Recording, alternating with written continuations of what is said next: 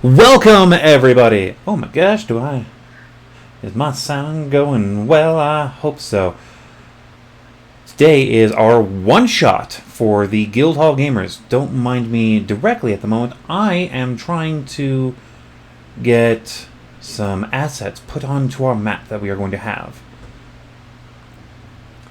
That being said, welcome all.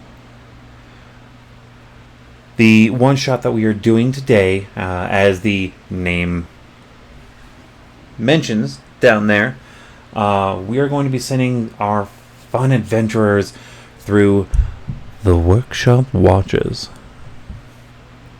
I'm only to tell you guys the names because none of you probably even read it. So, speaking of none of you have read it,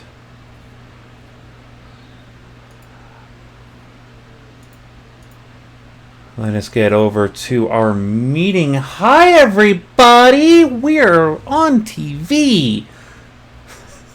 Well, hello. Maybe it would actually help if I turned on your audio as well. Alright. That would make a significant difference. It does. It really does. Yeah.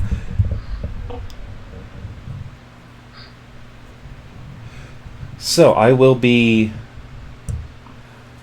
While I'm doing that presentation stuff, I'm going to also just be getting last little bits and pieces live up onto our chat range. Though I can easily say for our intrepid heroes that it is a pretty reasonable day at the Adventurers Guild.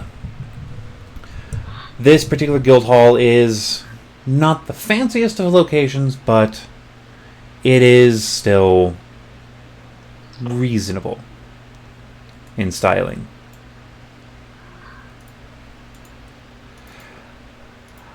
We have 4 adventurers that have taken the bounty for today. The bounty that was handed out was a simple notice. Guild request notice, to be precise. Looking for people to take supplies up to a mountain workshop and bring back a report from the Magi working up there. Asking for 2 to 6 certified guild members. There is going to be 10% given up front for the payment. It is processed by Amari Bakai. And I do genuinely see that I am lagging like mother, but you know what? Here we are. Here we are with the internet that we have. Don't mind me, I'm just not that rich, so...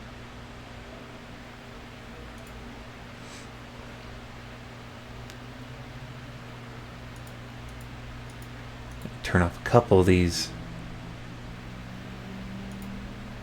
tabs, see if that helps. Alright, so as you all enter into the office, I will let you all describe yourself. Let's start off with Delto.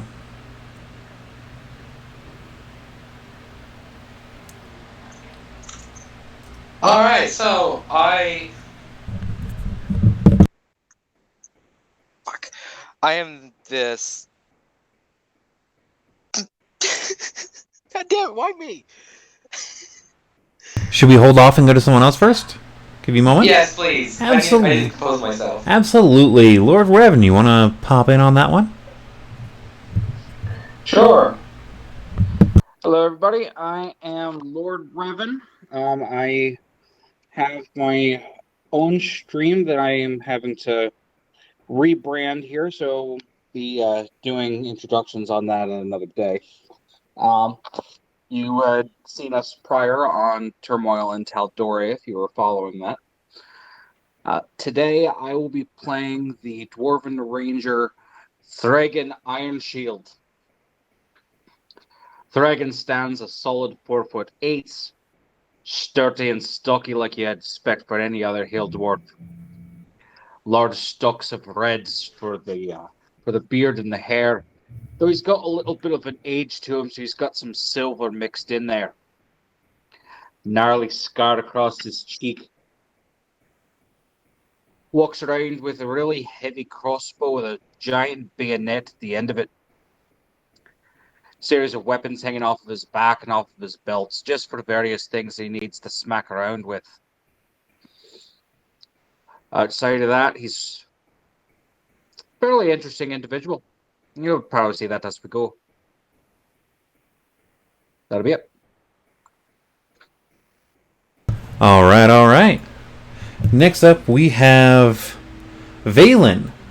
I know your name currently doesn't show that on our little stream area, but Yeah.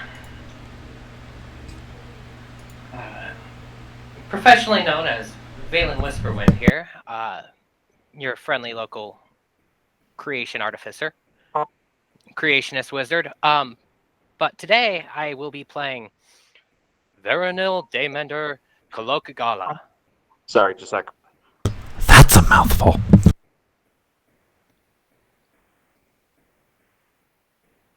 I'm a Goliath paladin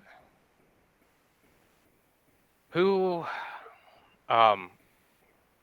probably should have never become a paladin, but through some strange happenstance and lucky circumstances, this is the path set before me.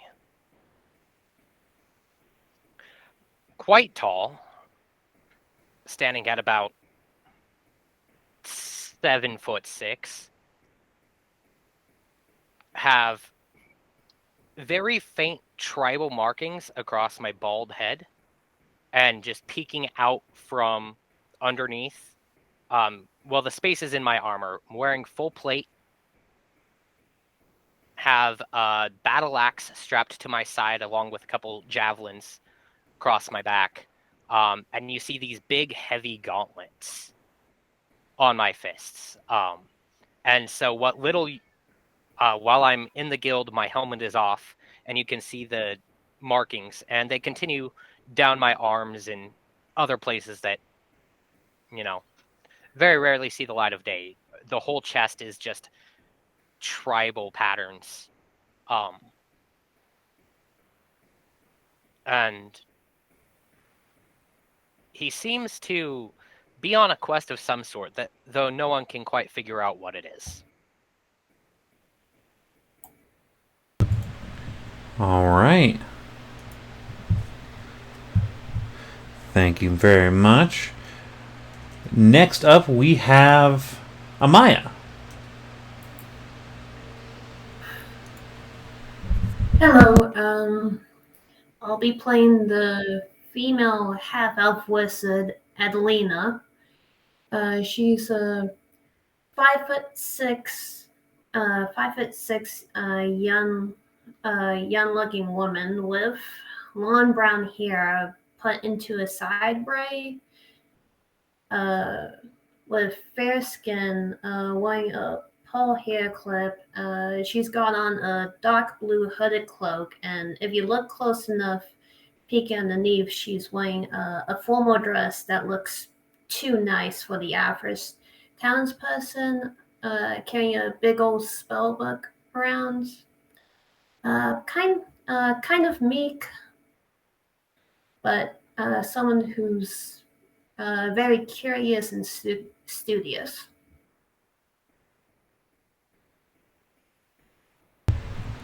All right. And last but not least, we will get right back to where we originally started with... I apologize. That's all right. I am... Valborga is this tabaxi druid, stands at 5'10", very feline in appearance, with black eyes with a gray circle around them. He wears these white robes that tend to change color based on the surroundings that he's in. On his back, he carries this extended quarterstaff that just sits there. On his right side, he has his trusty boomerang. He has Arctic white fur.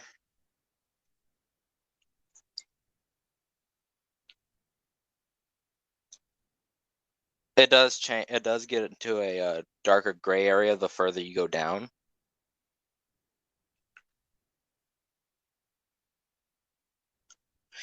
He wears these silver-lined boots with a feathered wing symbol on the side.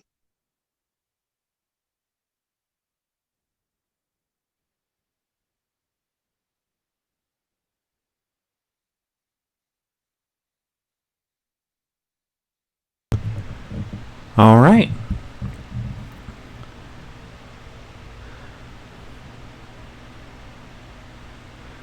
So, you were all brought to this lovely location for the fact that you're all members of the Adventurers Guild, specifically connected to the local chapter. Before we fully get into stuff, please remember that we are a poor stream with no resources. That means we do pull stuff off of Google quite often, as well as the assets that you can get from Roll20. That means, please, if you want to have our photos taken down because they belong to you, let us know. We're more than happy to do so. Aside from that, don't sue us. We're just poor and trying to bring entertainment to all of you.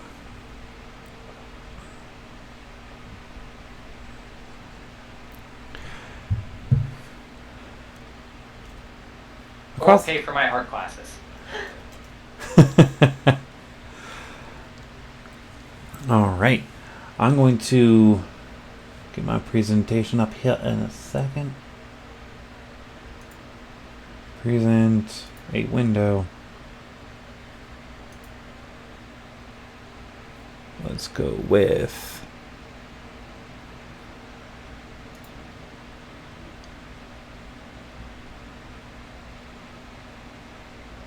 that one. All right.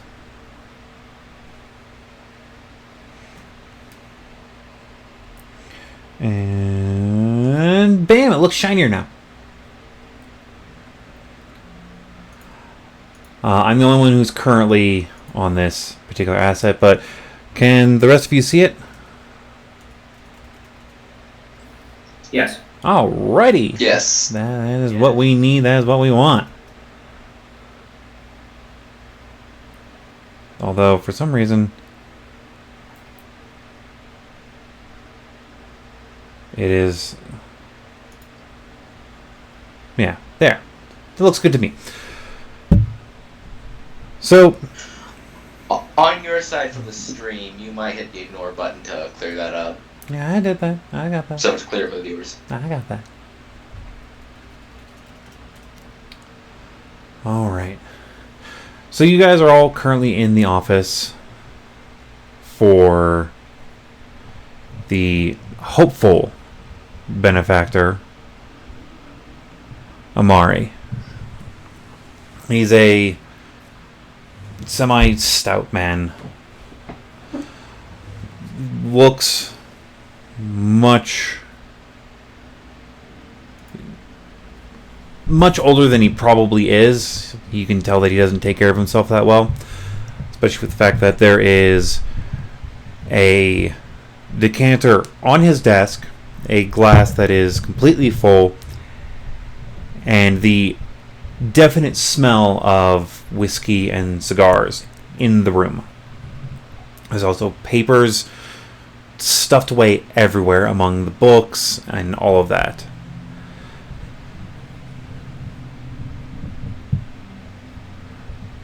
I will cut right to the chase. I have I have funded a workshop up on Heart's Spire Mountain. They said they're working on some thing to help other mages in the future. I'm not really privy to all that it is required of that. I'm just the money, and I send them supplies. Ilmar, on the other hand, he's the one that runs everything. So,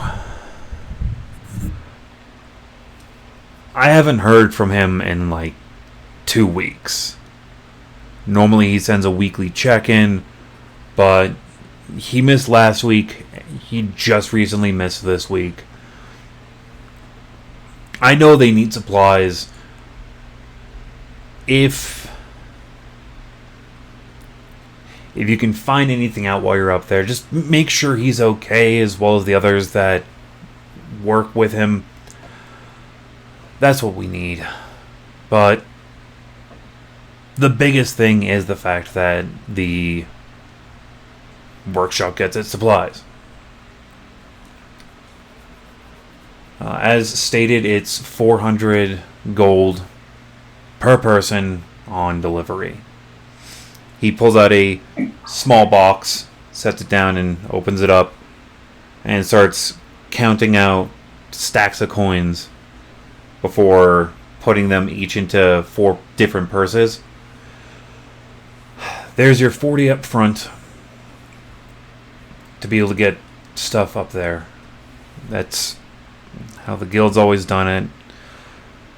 I don't work with them often, but this is apparently a needed job. What do y'all say?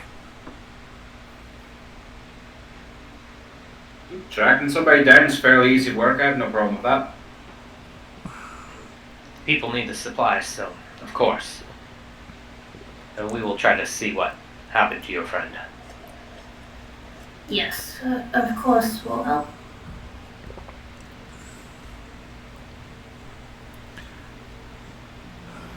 Alright.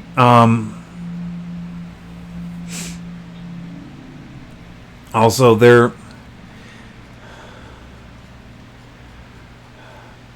if, reporting back is what I need. If there's anything else that you think is relevant, I will up the bounty on the job for it. I'm willing to do that. It's just I can get you a map. Scrambles around for a moment, sets a map, moving the box to the side, and it's a map of the local area. The workshop is up here somewhere. I know that they're trying to stay off the beaten path. They're a bunch of magi working in a mountain, and with bandits that have been on the roads before, as well as animals up there. I'd rather not them deal with that. So they're kind of out of the way, but I know that there's a path off of the main path right around here, but that's all I've been told. The cart is downstairs. I've got a horse already ready for it. They're good to go whenever you are.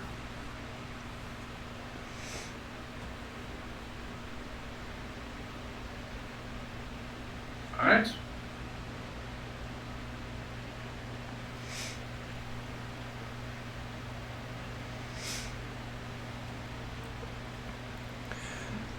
Does anyone have any last minute supplies they need before we make this trip?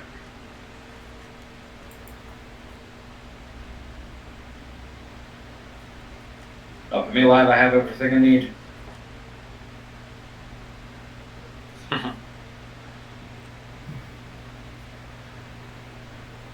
I'm what? Nearly 2.5 times your height, and you're calling me lad? Aye! Just because I come up to your belt don't mean nothing, lad. I like you. Ah, the you to those that are taller than me. Alright, let's go. Agreed. The trip up towards the mountain takes the better part of the day. You do come across some wild animals, but with the size of your group, both the just quantity base as well as members, you're able to keep animals clear of you. As you get up higher, you're in the area that it's supposed to be, but you're not currently seeing the path that he was talking about.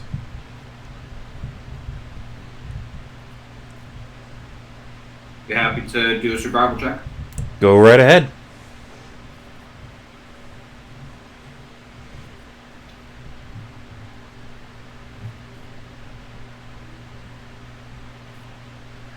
That will be a 21.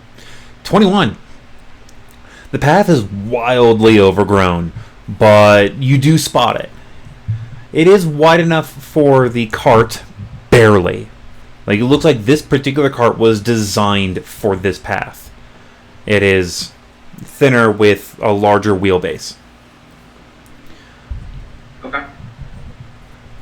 From this path, you start traveling up the mountain, and you go up about 400 feet before you're met with a doorway. And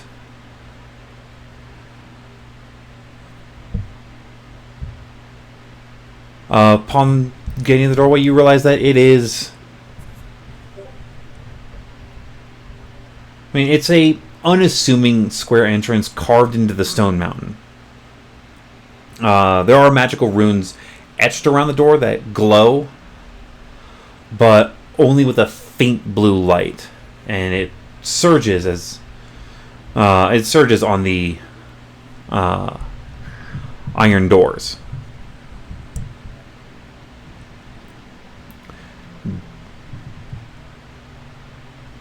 That looks like magical writing.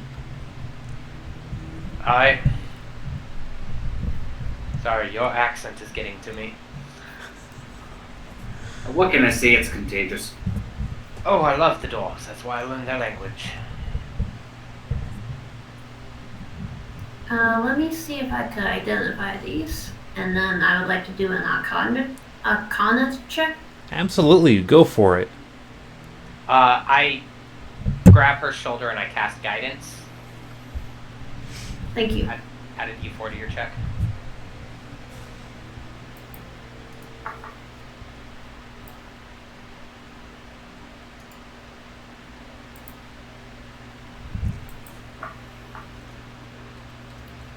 Uh, 24. 24. Alright. While this is a... You do understand that these are very powerful runes. But with your check, you do realize something very, very odd. You've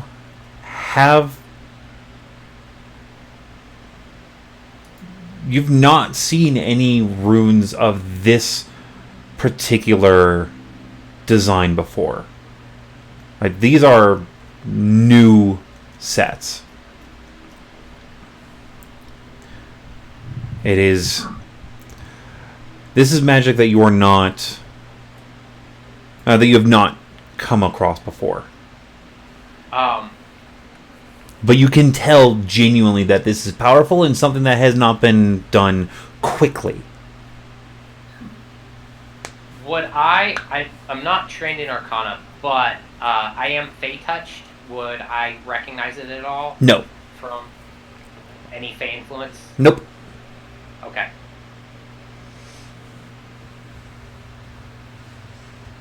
Okay, yeah, apparently it looks like this is really powerful. This took a long time, and I've never seen this before. So we should tread with caution. All right. In response to that,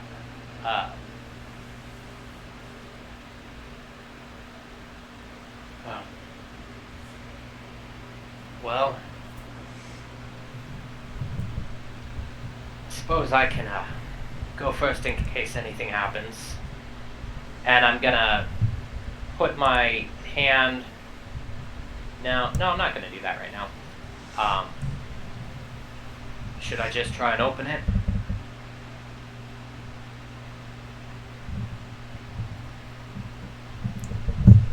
It's up to you guys.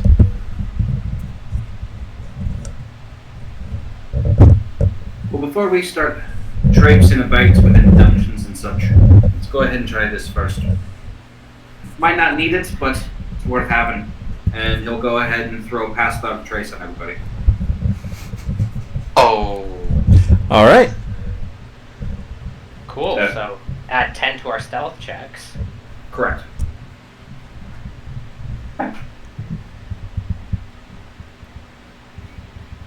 You want to open, I'll go ahead and scout out first.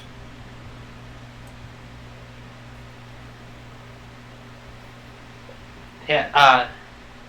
So I'll go up to the door, and does it look like it pushes open, or It looks like Are there any it pulls handles on open. pulls? Pulls. All right. So I'm just gonna grasp the handles. All right. Does anything happen to me? Nope. All right. Yeah, I'll just try and pull the door open just wide enough for. I'm sorry, my memory is shot today. Revan, what's your character's name? Yeah, I'm going to forget everybody's name. Is Thragan. Yeah, I'm just gonna try and pull it open just wide enough for Thragan to pass through. Alright. And I will go ahead and stealth through the door. All right. You are in a 10 by 10 room. And another door is in front of you. Alright. I will go up to that door. While I am not proficient in investigation, I'm still going to give it a shot, see if there's anything that's hinky about the door. There is still there's runes on this door as well as some runes on the wall. I can't read those. So, I'm going to check the door. 6. 6. Nothing seems out of the ordinary. Aside from the fact of it's an iron door with slightly pulsating blue runes. See the same, like, pulsating blue that was outside? Yep. Okay, cool. I'm going to open the door. It is locked. Proficient in use tools. I am. I'm going to try to pick that. It does not have a keyhole.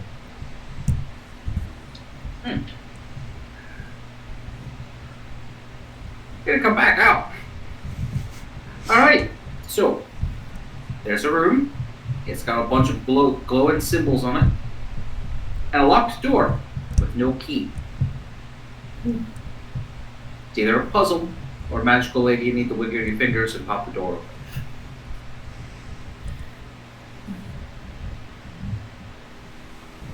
But since I didn't explode, it's probably safe. All of you can fit inside this room. I'll go into the room. All right. Yeah, you see that it is a 10 by 10 room. The ceiling is only 8 feet high, though. Alright, and what did you say the door was made out of? Steel. Steel. Sorry, no, iron. Okay. It is an iron door. Are 2 of you in the room right now? Yeah, I never left. All right. As a note, I'm going to be using the Orc Mini as the Tabaxi. We have the guy right down here, that is going to be our Goliath for the evening, and this is the closest I could find to a half-elf. And, of course, the dwarf.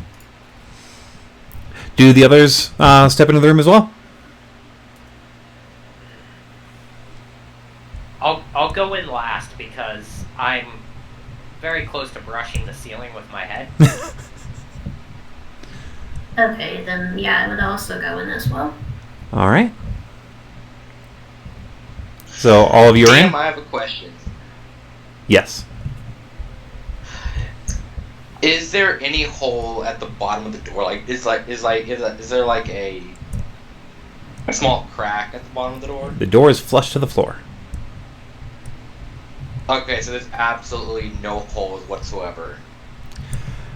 Before you answer that before I answer that question, does everyone get inside the room? Yes. Okay. Yeah. The door behind you slams closed, and you hear, coming from the door in front of you, "Hello. You're speaking with the Structure for Assisted Magic. Please state your business." Become bearing supplies.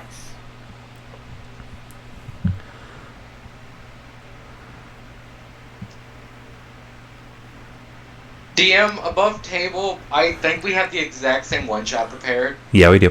I think we both use the exact same thing. Ah, I can lend you the voice lines. I have it. I have prepared for that. I've got it. Don't worry about it.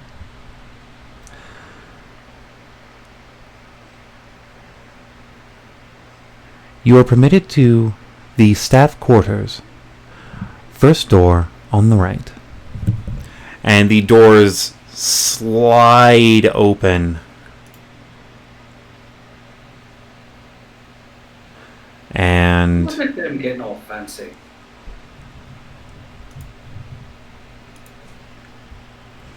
This is strange. in front of you is a hallway. One door on the left, one door on the right, and one door straight ahead of you.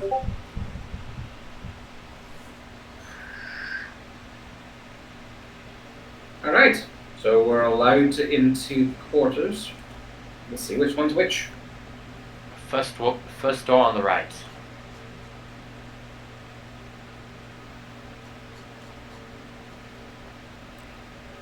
Alright, go ahead down. Alright. So, I know the dwarf is going first. Who's going second?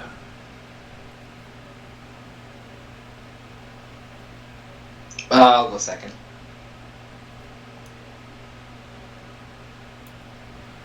Alright, and who's then third in line? I'll go.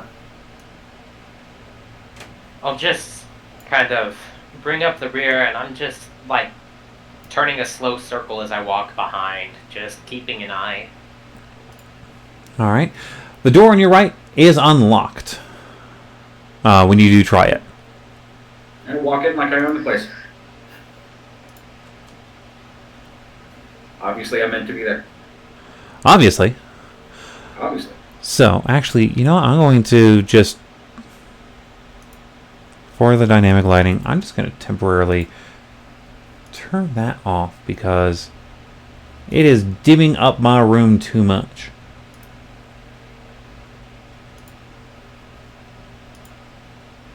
There we go. What? Would you look at that? It's like there's, light in this place. In front of you is a long hallway. 2 doors on the right and 2 doors on the left. I'll just wait for everybody to come in, and we'll, I think we're just waiting for somebody to let us deliver those supplies and check on things, right? It's strange that we had to leave the supplies outside. You were able to get those. You were able to get the supplies inside with you. It opened up enough for you to be able to bring in the supplies, because that is legitimately why you're here.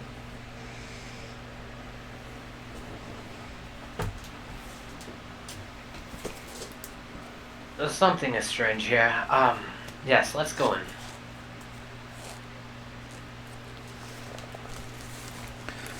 All right. As we enter this area, I'm going to cast Detect Magic. You detect faint magic everywhere. It is all over the walls. All over the floors, all over the ceilings. Any particular school? It is actually no particular school.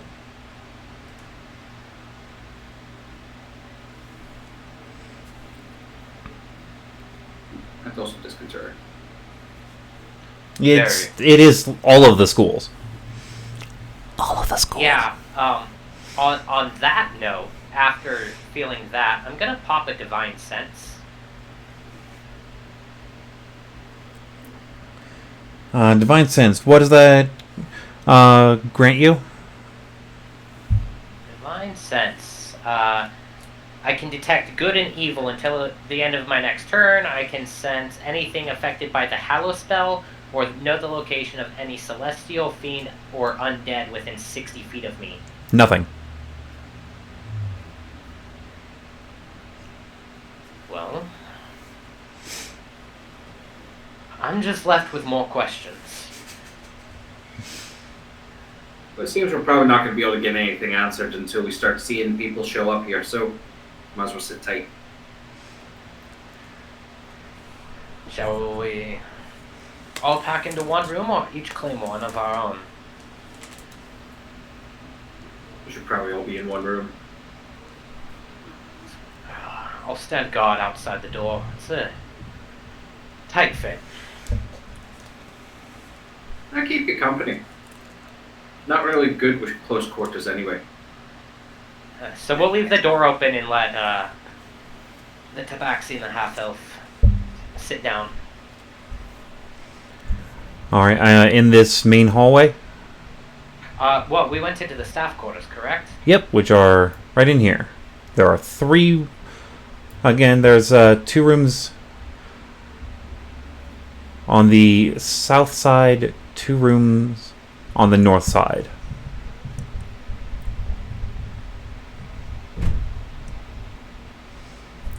Do you go into any of the rooms?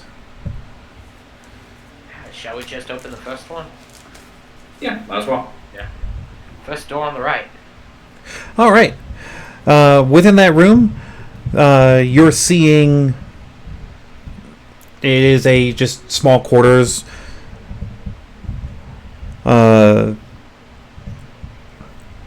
There's a small nightstand, a cloth rack full of robes,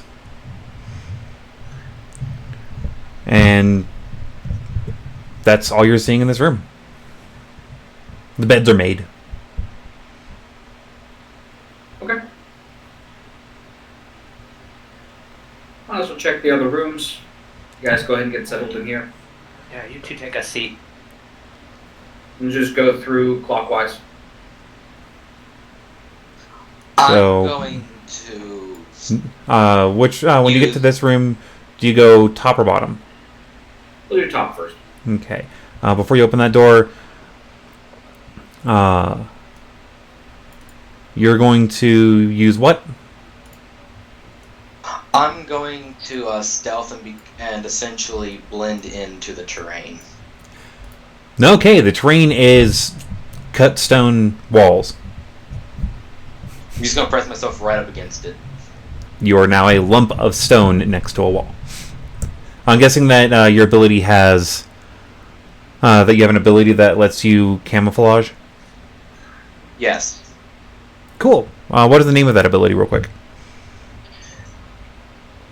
It comes from a magic item, Alright. and it's called Nature's Mantle. Oh, very nice. Yeah, you are a lump of stone next to the wall. You look a little out of place. But you do still have a plus 10 to your stealth.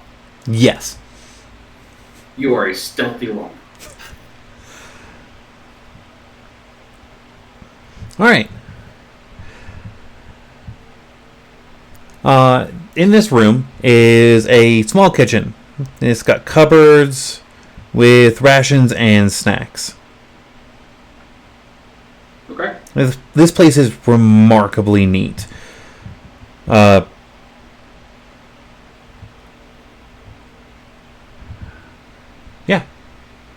Do you do anything with it? Grab a handful of snacks and then move on to the next door. The one right across the hall, the one down at the end of the hall. Might as well just do the one that's right next to me. All right, and there is another living quarters. Okay. Similar to the room that is just down the way.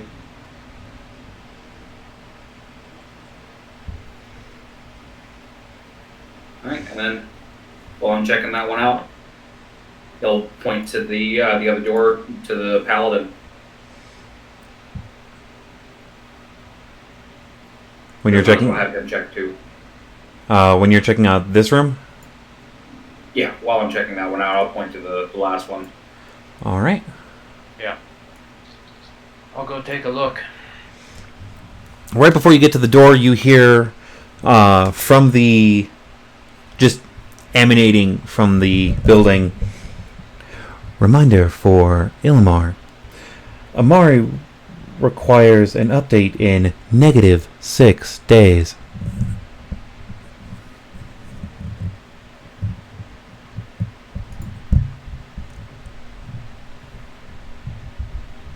Did we just enter the GLaDOS facility?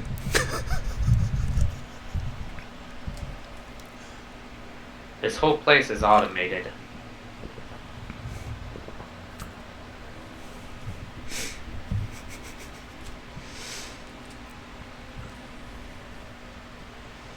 So that's what we heard as he went to that door, or is he? As he's walking down the hallway, like just before you get to the end of the hallway, you hear that. Yeah, I'm very confused about what's going on. So just as that's going on, I just reach the door and I just open it, kind of carelessly, and step inside. All right, and just wanting to double check a small thing. Come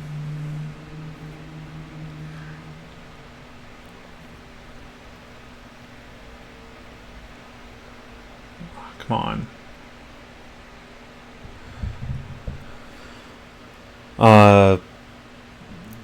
You dropped a pass without trace right at the beginning, right? Yes. All right.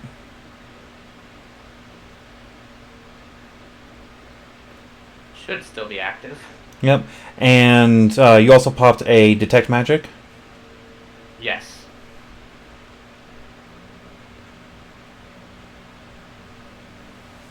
Neato. That one should still be active too, right? Yep. And you're still getting the same kind of thing in all of the rooms, all the doors. Even the, like as you pass the kitchen and look into it, the kitchen, the countertop, everything. Oh, where do you guys put the supplies? We'll move them into the kitchen after we're done checking. Is the last living quarters the same as the others? Yep. While I'm in the room that I'm in, you can get a general perception. Does it look like things like dust has gathered? Nope. Okay. It is neat, tidy, and clean.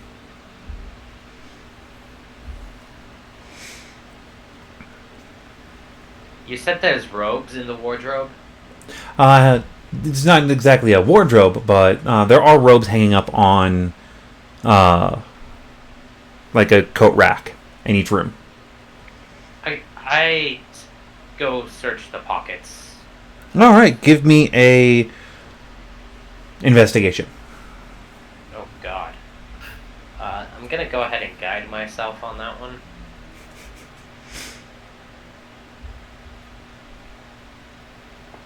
Great for guidance every time I dig through my own pockets too. Does anyone else go through the pockets of any of the other robes? Well, despite having a +0, I got a dirty 20. All right. Before I answer yours, I will ask for the answer to the question of if anyone else is going through pockets. Yeah, I'll check through the pockets of a robe as well. All right. And how about our dwarven friend? Not me. He was looking around the room and eating whatever he stole from the kitchen. All right. Give me a perception check.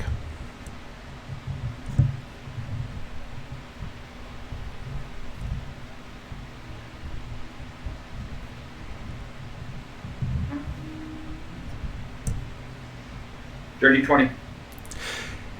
You do notice that as there are when your crumbs from the kind of almost stale bread hit the ground, after a short bit they are whisked away as if hit with prestidigitation.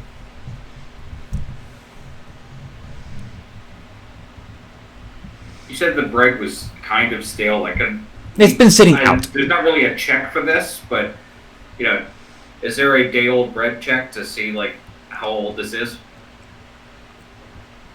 Having had rations of bread with you before, you can guess that this was probably bread from the last supply run. Which they said was how long ago? About 2 weeks. Okay. 2 weeks and a couple days is how old the bread tastes. Okay. I mean, it's edible, but it's just a little dry. Among the pockets, you do find a total of 8 gold pieces, 15 silver pieces, and our lovely half-elf friend finds a crystal arcane focus. Yeah, because I had actually gotten a natural 20 for 27. Nice.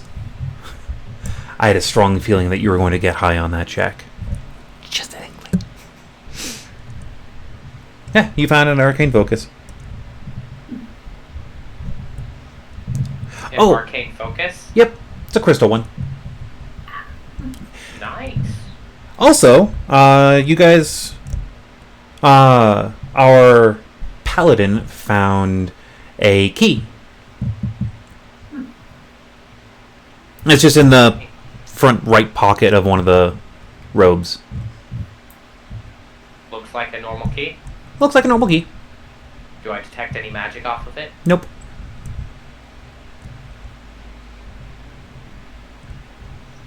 It's a key. So I'm gonna tell the others. Let's finish dropping the supplies in the kitchen here. I don't think anyone's around. Let's just leave the supplies here for the moment. Okay. I found a key, and I think we should find where it leads to. Something is very wrong.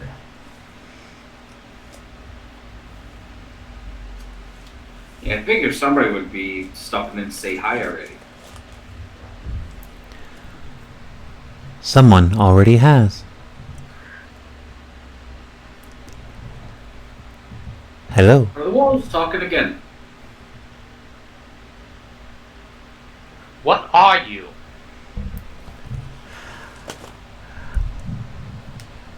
I am the system for assisted magic. What is going on here?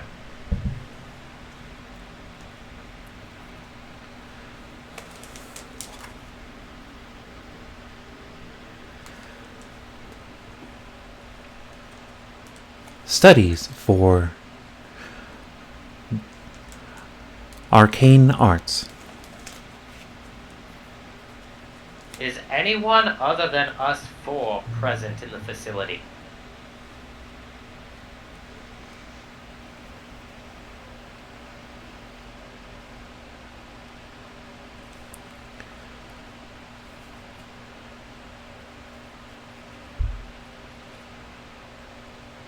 One major life form noted.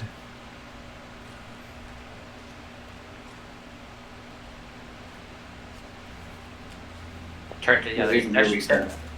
There should be more than one person here, right?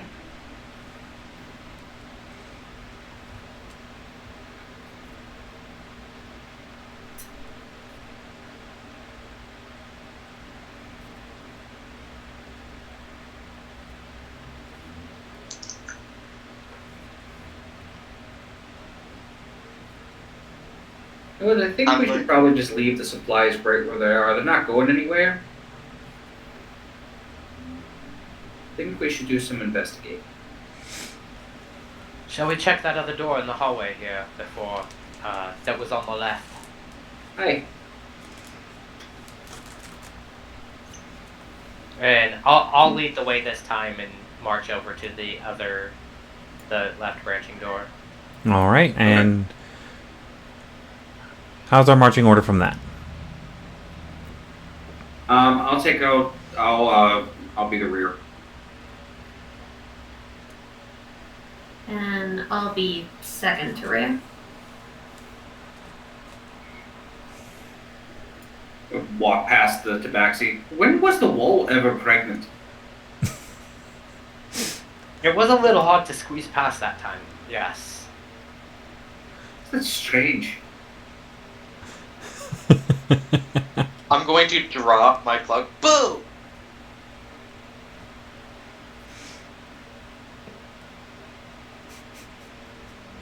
Nice trick. All right.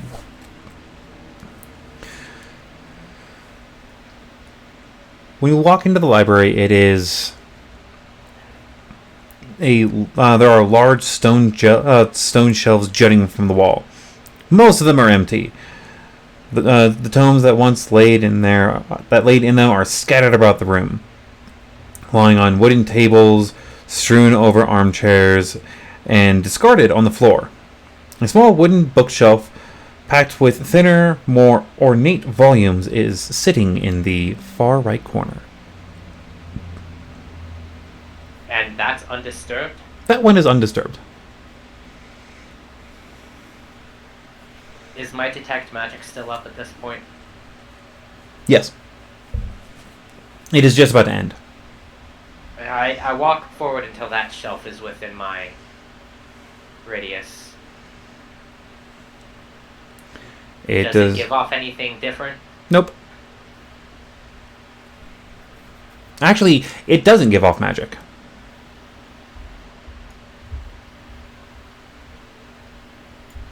That's different. So it does and does not at the same time.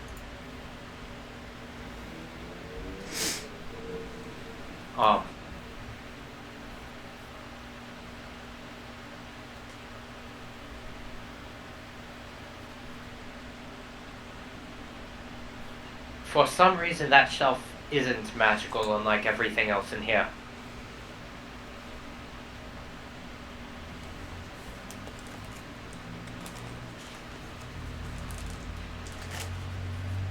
That's not my area of expertise.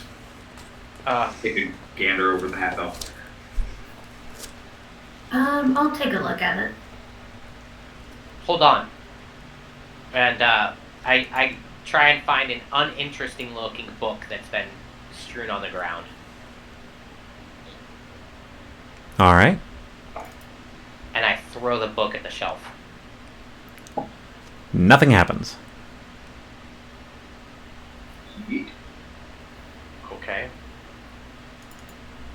Alright, well, that was my idea. Go ahead.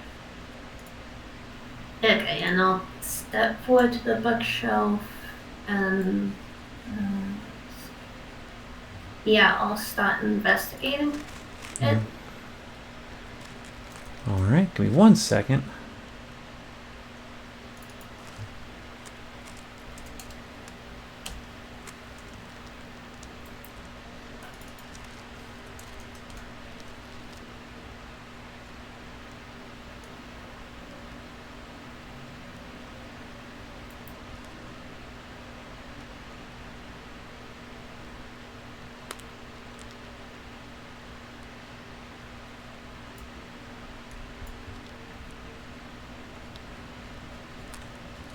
have to find one particular thing real fast. I didn't put it in the friggin'...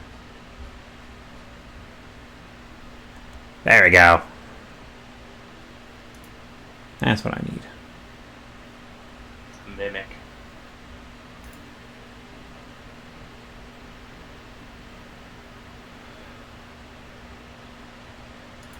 As you get right up to the bookshelf, you do see that there are several books. One of them looks like a journal.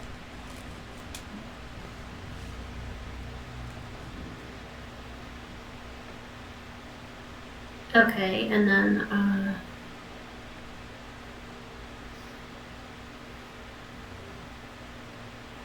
okay, and then yeah, if that's the case, I'll use Mage Hand to carefully pull the journal out.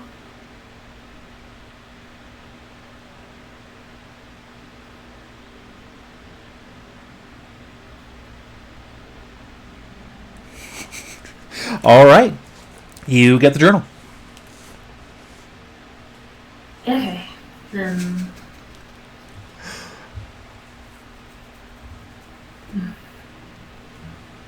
Okay, I'll set the journal down on the table behind me, and then I'll use the Mage Hand to open it up.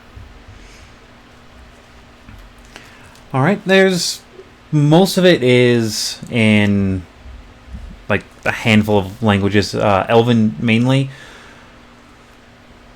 as well as there's arcane just scribblings in it. But on the last 3 pages, there are 3 different entries.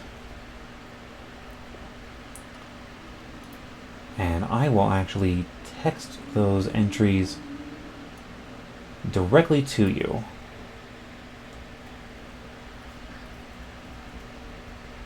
Do-do-do-do-do-do-do.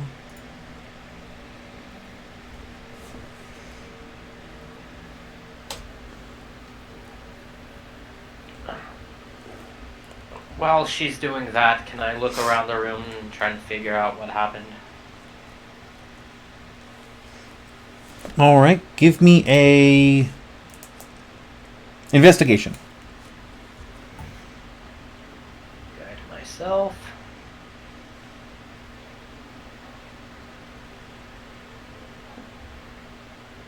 What's a 4? 14.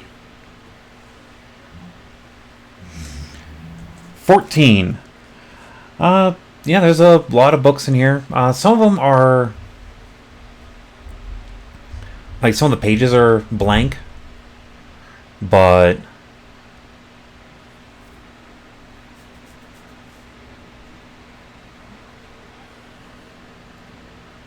Does it look like someone was looking for something, or just a fight, or... no, it just looked like they'd just been tossed onto the floor. Like someone just walked up and went, meh.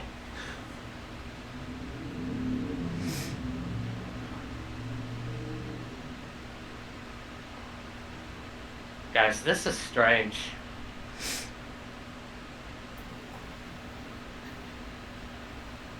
Okay, yeah, after learning this information, I'll let the others know that apparently this thing, I believe it's called SAM, and it looks like it was it's something that's supposed to learn and retain information and respond to it, and that apparently it's anticipating their spellcasting needs as well as regular needs.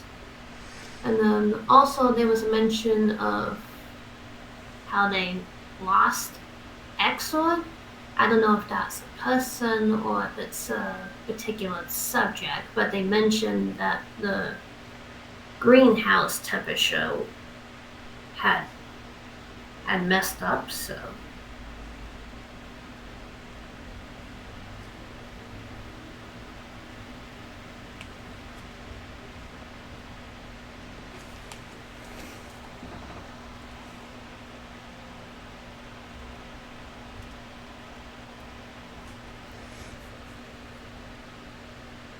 Are there any drawers on the desks?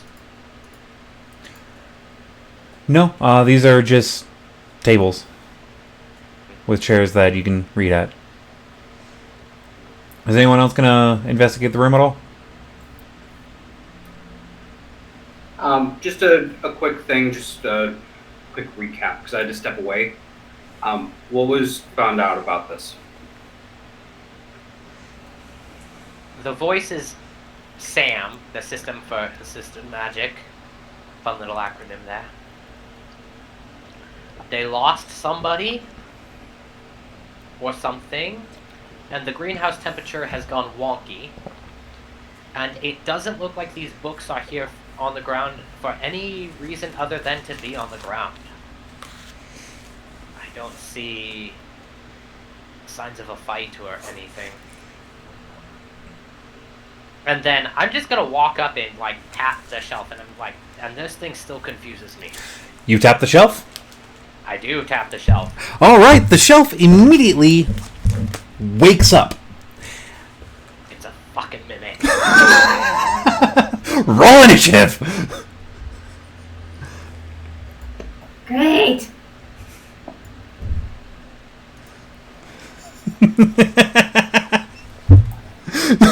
You had to tap the fucking shelf. Holy crap! Another natural 20.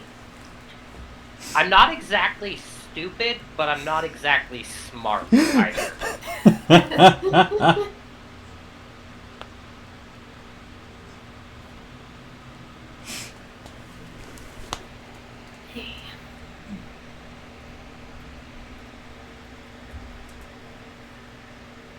Ah.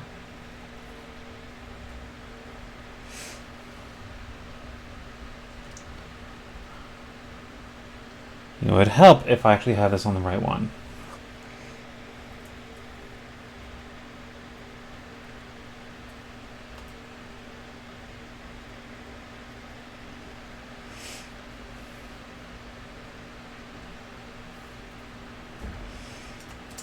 Okay, roll for our bookshelf. Lovely. So, above a 20. I got a natural 20. I Resulting. have 21. What does your natural 20 get you? Just 20. Like flat 20? Yes. Alright. The Tabaxi still goes first. The Tabaxi still goes first, sadly.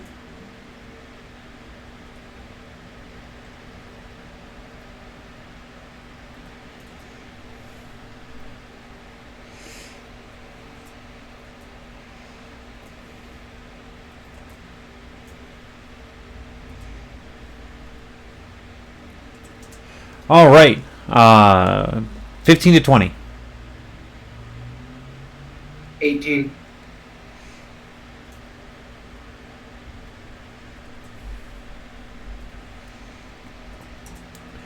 Alright, and what did our Goliath get?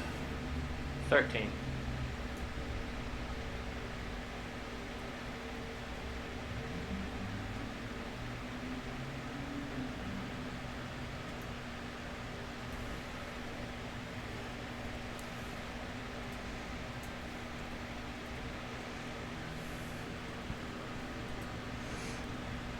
And of course it has that one. Alrighty. So our Tabaxi is up first. You are currently, last we checked, still in the doorway. Yep. This mimic is So 10 feet wide. How long is it? Gonna make it what? The mimic is 10 feet wide. This entire bookshelf down here at the corner, that is the mimic. Oh jeez, that's a lot of mimic. Yes, it's a bookshelf. All right. So I'm going to come into the room I'm going to try to go to the left just far enough where I can aim at it without anyone being in the way. Alright. Get you right about there. Is there a...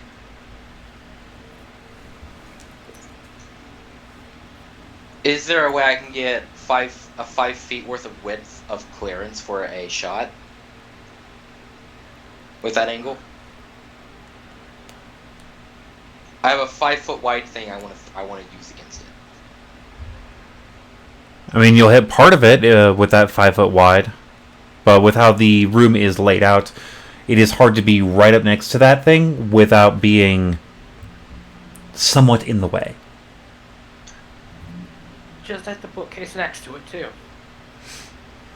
All right, I'll move. I'll get closer to it just so I have a better. That is as close as you can get. All right, I'm going to move 30 feet further using my feline agility. Are you going to get right up next to it? Yeah.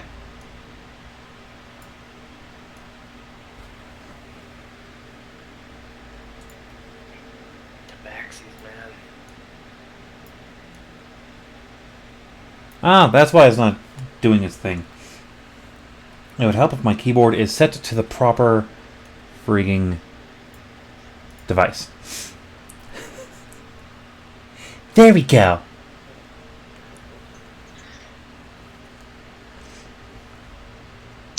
I'm going to crack my fingers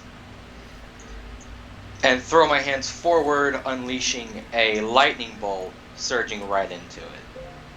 I'm going to need to make me a dexterity saving throw.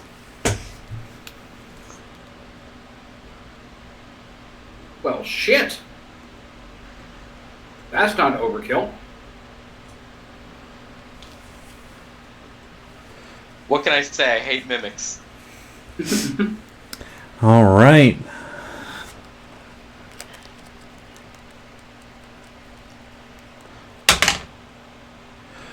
$16. That does me, so it takes half damage instead of full. All right.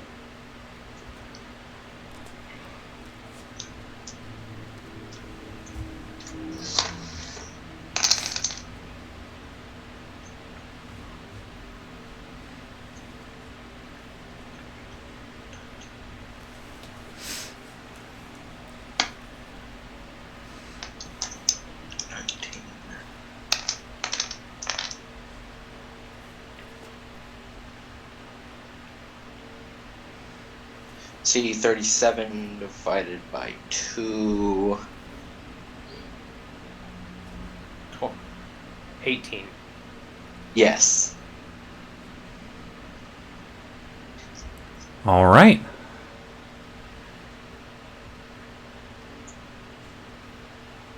And I do believe that that is your turn, correct? Yes. All right. Up next, we have Amaya with our dwarf on standby. Okay, so for my action, immediately upon seeing that the shelf is a mimic, I throw up mage armor on myself. So now my AC is 13, and then, let's see. Am I safe to assume 10 feet from the mimic? Yep.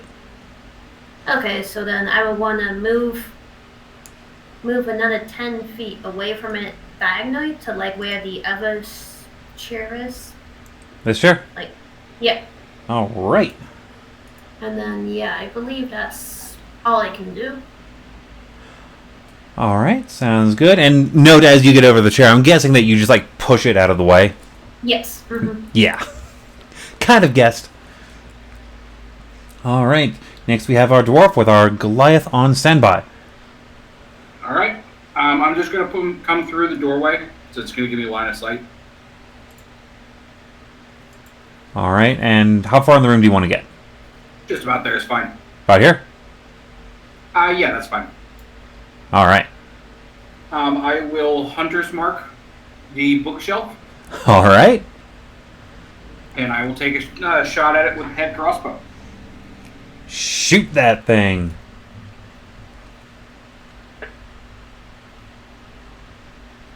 It's a 17 hit. 17 hits. All right, we'll do the second shot as well. That's higher. So both those hit. All right.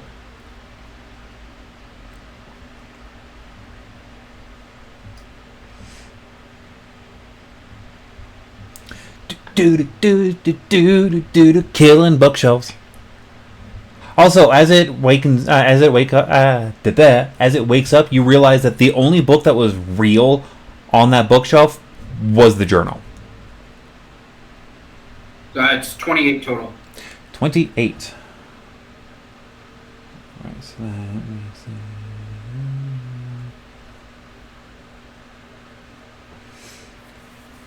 Yeah, it's not looking that great, guys. That's me. All right. Up next is our Goliath with the Mimic on standby. Question for the DM. Possible Can answer for the something player. be twice hunter's marked? Theoretically, yeah. The Hunter's Mark only marks for the one hunter. Cool. As a bonus free spell, I place my own hunter's mark on it.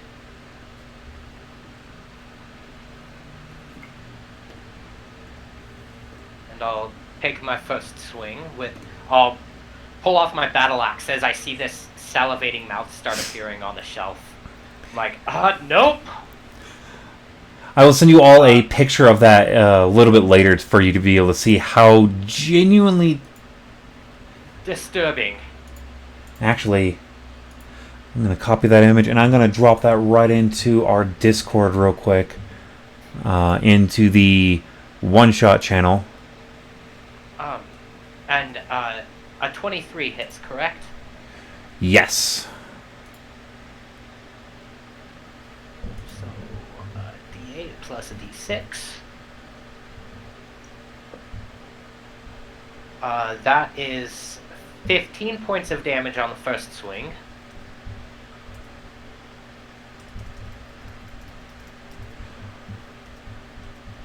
Alright, you said 15? 15, and then I'm going to swing again. 1 second, let me get the numbers together.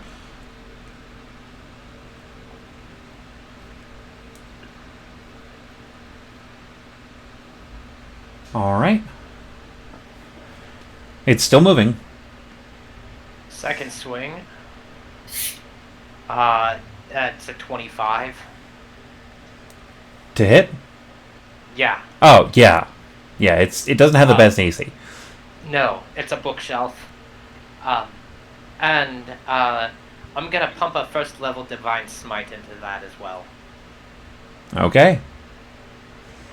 So... Because fuck this thing in particular. So that's 10 plus... let's see, that's 10 points of slashing damage, and 9 points of radiant damage. As your axe swings into it, you just start chopping it up and turning this thing into what looks like a pile of goopy wood.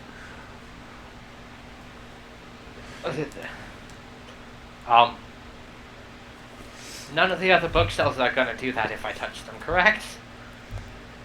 All the other bookshelves are made of stone. Well,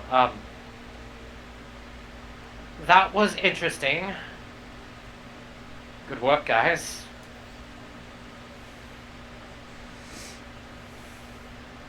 I see why you've come so far in the guild. That was, fast reactions. I'm not overly fond of mimics. At least its mouth wasn't, well, I guess stomach level for me, but... Yeah, that was disturbing. I had one hiding in a pile of kegs once at home. That was unpleasant.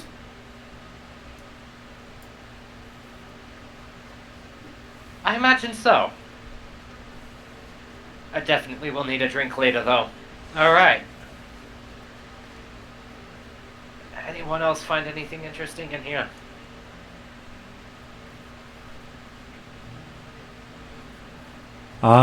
Give me investigation checks. I'm just staying by the door.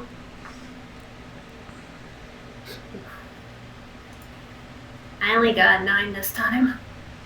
All right. 15 this time.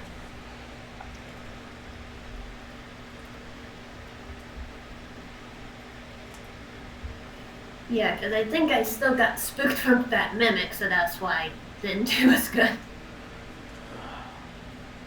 Quite alright, dear. What book is this originally out of? Doesn't matter.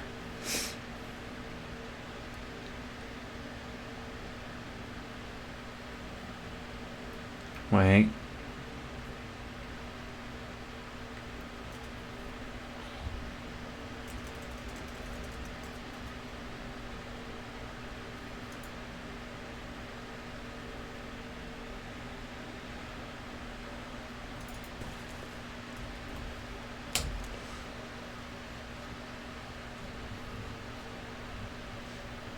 Oh, wait, no, I do need that up.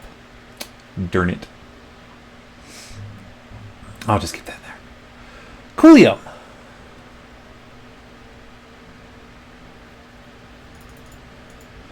You do notice that the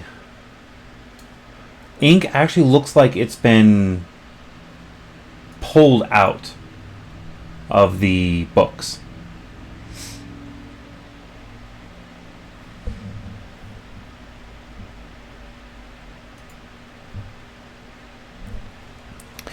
Kind of like the knowledge is being sapped from them themselves. Both of spells and just knowledge in general.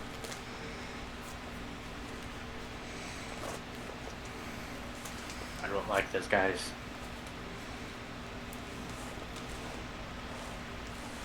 Well, let's get down to the bottom of it. We still got another set of doors on the other side. At the end of the hallway? Yeah. Right. Yeah, if anything, that might be the greenhouse.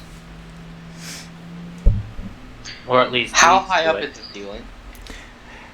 8 feet.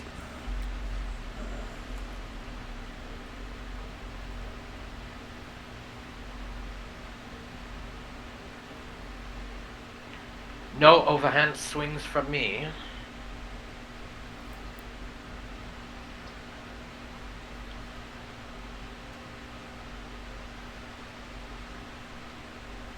Why do you think we build tunnels at home about our size?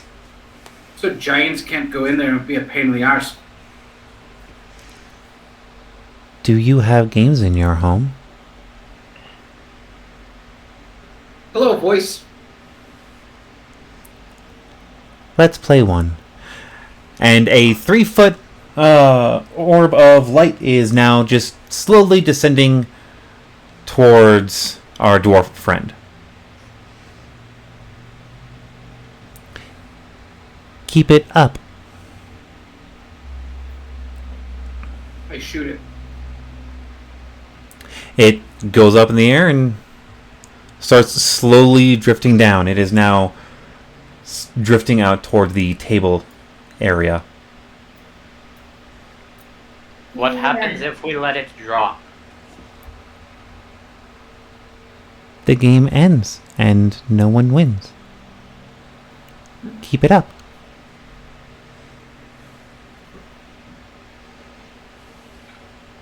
I move and I use the flat of my battle axe to just kind of like start trying to bounce it on the end.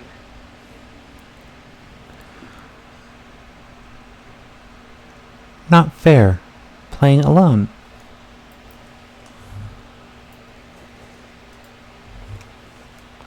It's a game. Is it only for the dwarf? For everyone.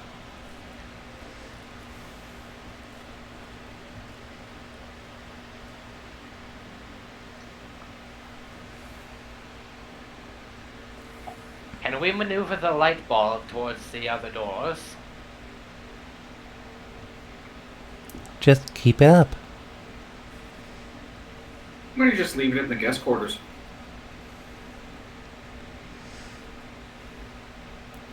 So do you hit it to try and get it to start floating through the door?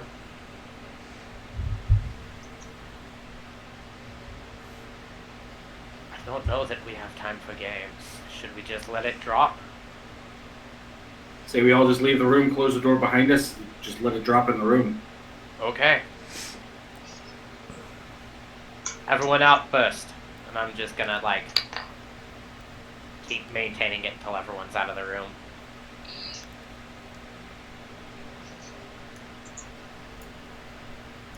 And then baseball swing that shit.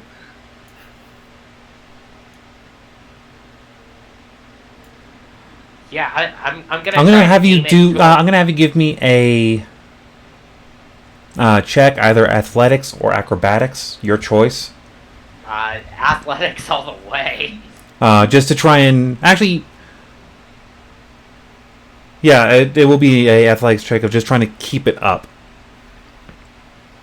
Okay. Yeah. Yeah, I'm good with that.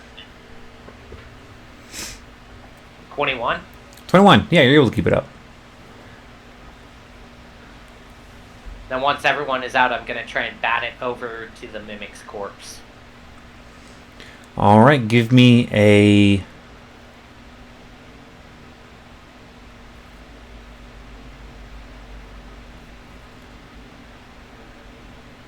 Give me a dexterity check on that one to see if you can aim it properly.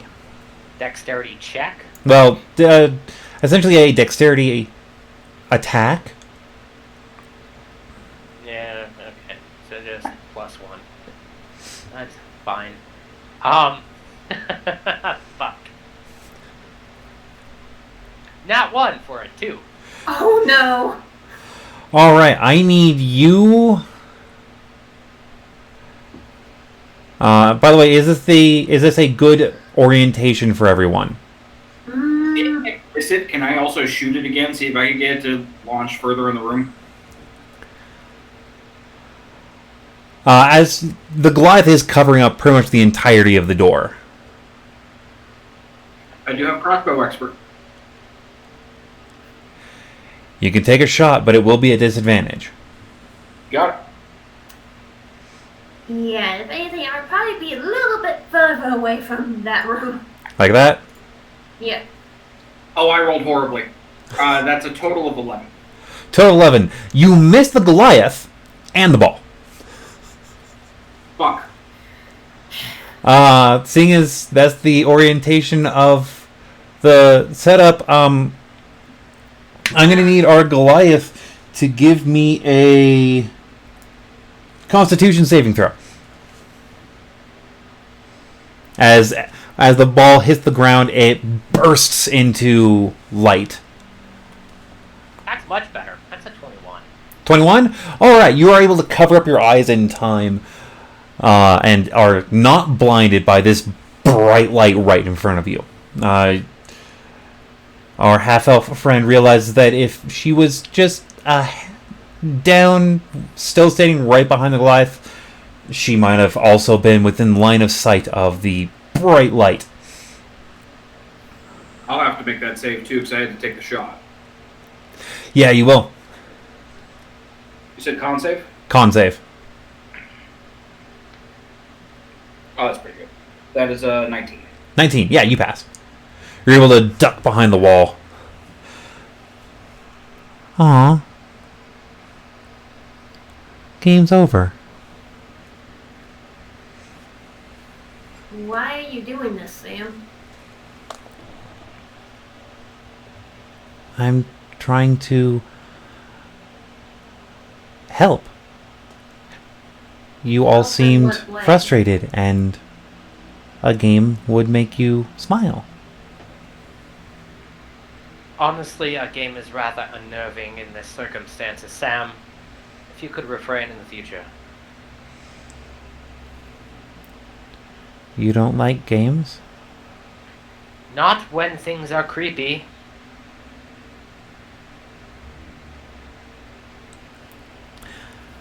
I think all of you should probably take a rest. And I'm going to need everyone that this will affect to make a... Let me look at the spell real quick.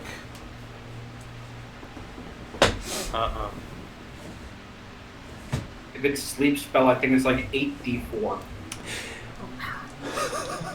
Yeah, it is a whole gaggle of fun. I think it's D6s. Like, I don't know. I don't remember. Everyone needs to make a... Oh no, it is just... Yeah, there's no saving throw to it. It's just... Yeah, it is 5d8. 5d8. Well, guess it's a good thing I'm not half elf. Right? Things that keep you around.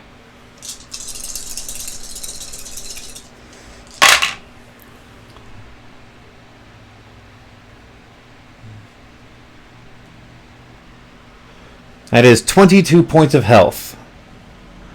Does anyone have under that? Nope. 22 or less. Tabaxi? I am way over. Yeah, No, none of us are affected. Alright. That wasn't very nice.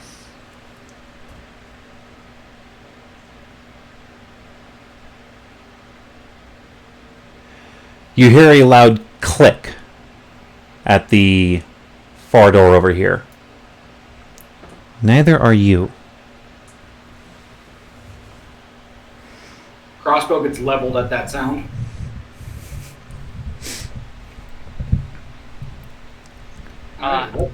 Let's go forward. At this point, I clap my hand to my chest and I cast Armor of Agathis at 2nd level.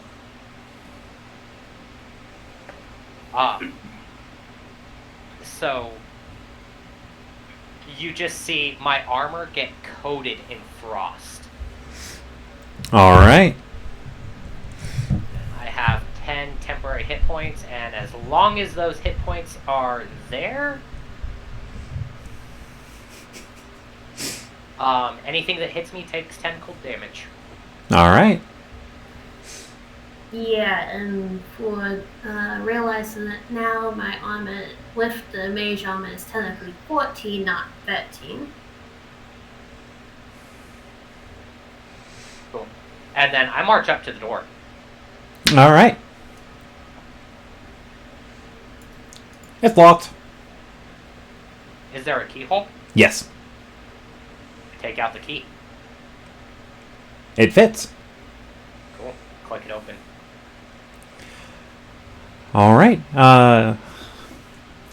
Let me pull up my information. And I'm pretty pissed at this point. And my more jovial side has completely disappeared. You notice that the edges of all of the tribal markings across my body have a very, very, very faint green glow just kind of seeping from the edges of all the markings.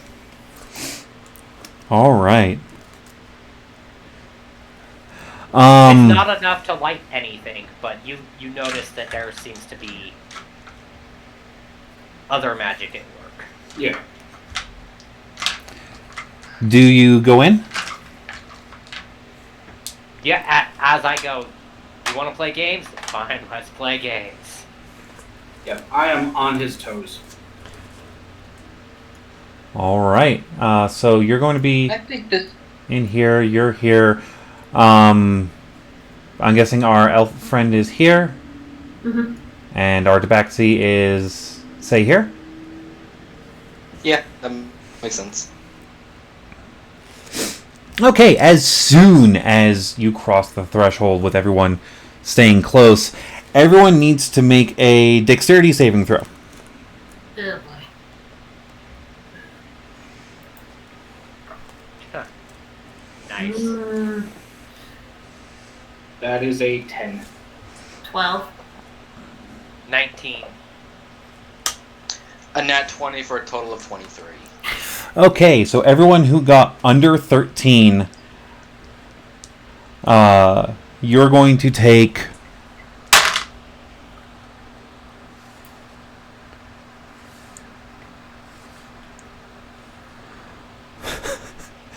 14 points of fire damage that is erupting around the paladin. Oh, wait. What's your... Do you have that aura thing yet? Where you give everybody your saves? I think that's a 6th level ability, isn't it? I think I don't so. remember. I know you picked that up lower level. I just don't remember when. Yeah, I think it's a 6th level ability. I don't have it yet. Okay.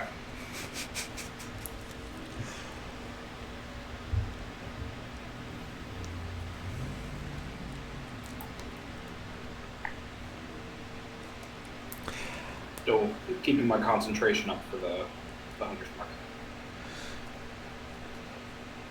And as you, as it bursts, as that fire bursts around you, you hear temperature control change noticed.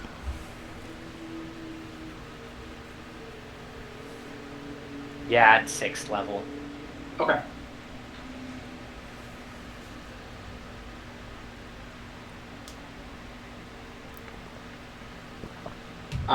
It's me and the half elf that took that damage, right?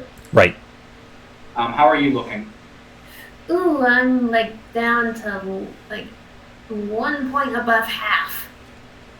All right, I'll burn my second level spell slot, and we'll do a cure wounds on you. Thank you. Did I avoid all damage by Did we avoid all damage by passing? Yes, it's either all or none. Okay.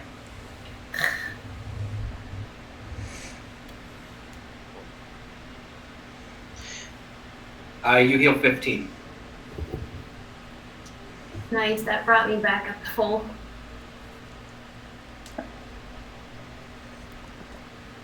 You're lucky that you're a half elf and have no effect of the sleep spell. All right. You're in a greenhouse. This spacious circular greenhouse is full of life.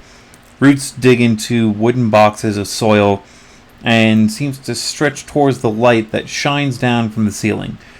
The room is nearly covered with vibrant and thriving plants, except for a small patch of barren soil.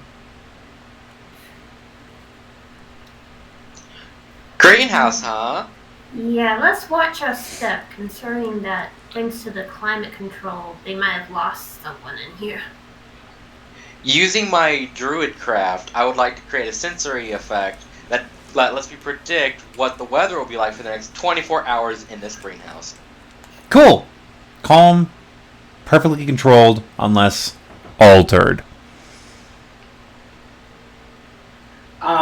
When we walked into the room, was there anything that was triggered, such as like a glyph? Was there a type of flash, anything that we stepped on, anything like that? The warning that you got just before the burst of fire happened was you heard the temperature in the room has changed, and the climate controls are compensating.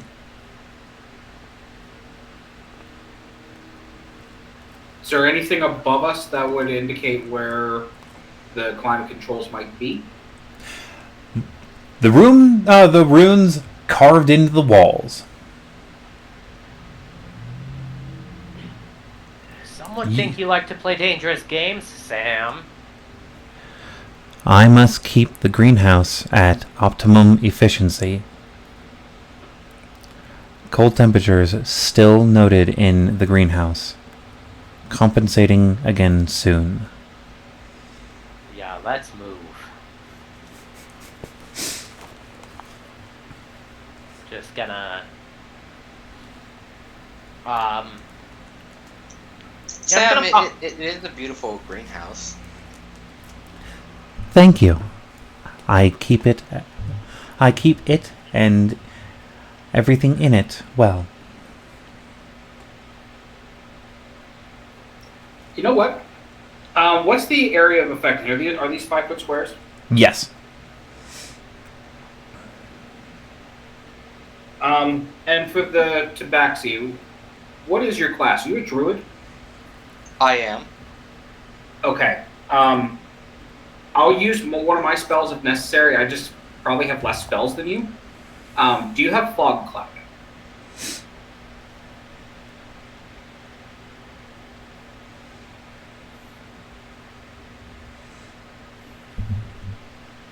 You cut out right before you were gone. I said, do you have Fog Cloud? Fog cloud. I do not. Okay. And we see the door on the other side? Kind of through the trees. Okay. Everybody, we take a straight shot through as fast as we can. I'll put down some cover for us. And I will drop Fog Cloud in the center of the room. It's a 20-foot radius.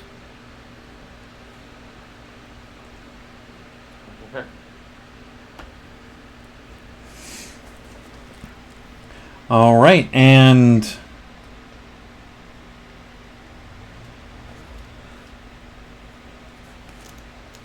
I'm just gonna say, grab my back. I'm gonna bring my shield right in front of me and get ready to charge as soon as I feel hands latch onto my back.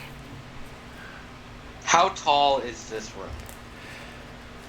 this room is 12 feet. Cool. And there's a daylight spell on the ceiling. For the rest of this room, I'm going to click my boots together and start levitating. I'm going to fly the rest of the way. Nice.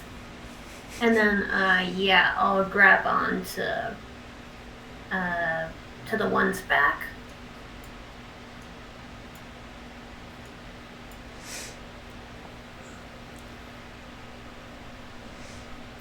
And I try and follow the path as best as I can remember towards where I saw the door. All right, are you going to follow path left or right? Left would probably be what I saw the best, so following left.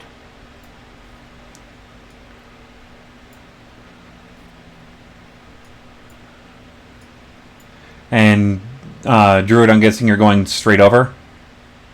Straight over. All right. So you get about there, you get about there, you get about there, and you get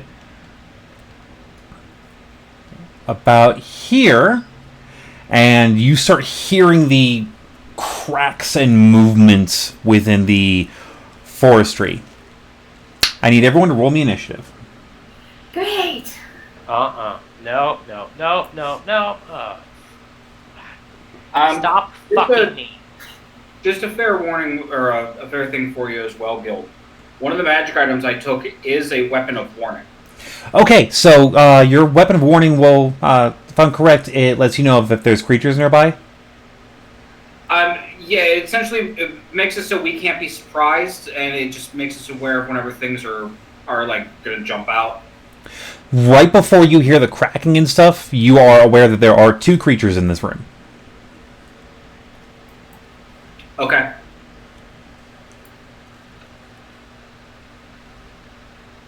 I will relay that to the party. Yeah, just because I was like starting to build up momentum and having to stop all of a sudden, that accounts for my low initiative. Yeah, and luckily I got 16, so I was able to spot them more quickly. Alright, I'm going to roll the monsters separately. give a little bit more dynamic range.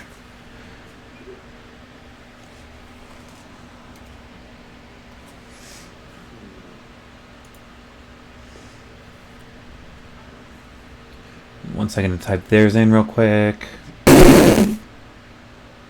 That's kind of funny.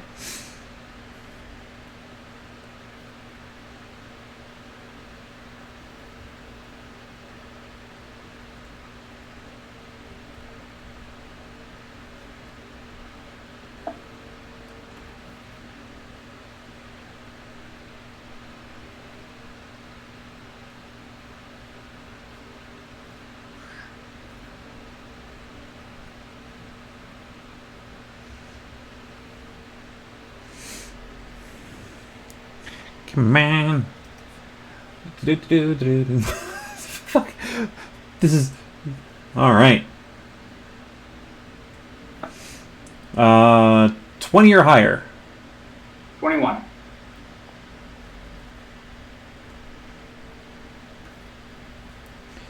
Alright. 15 to 20. 16. 19.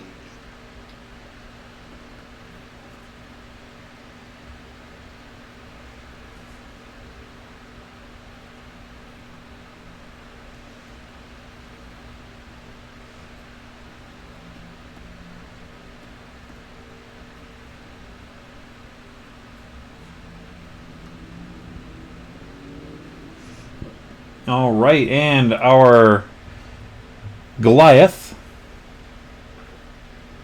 4.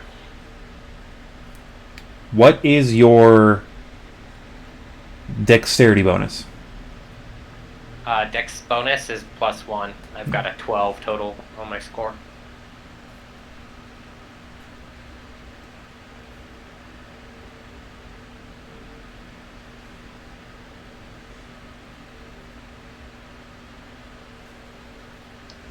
I'll just dock theirs by 1. Cool! We have our dwarf up first with our tabaxi on deck. You're noticing where's the like threat seeming to be coming from? Here, like all of this right here, and the tree that the tabaxi is just over. Okay. I'm gonna yell to the Goliath, just keep moving. And I am going to run up to whatever it is that is to my left, and I am going to run it through with the bayonet. Alright, roll your attack.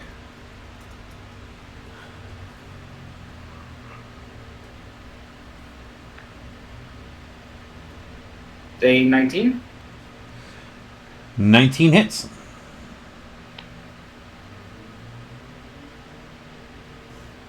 Just 4 for the damage. For my second attack, since I just hit whatever it is with the bayonet, if you allow me advantage to shoot it with the crossbow. I will allow you advantage to shoot it with a crossbow, yes. Point blank range, and that is a nat 20. Very nice hit. It's kind of what I was hoping for. Stick it and shoot it. Yep, stick it and shoot it.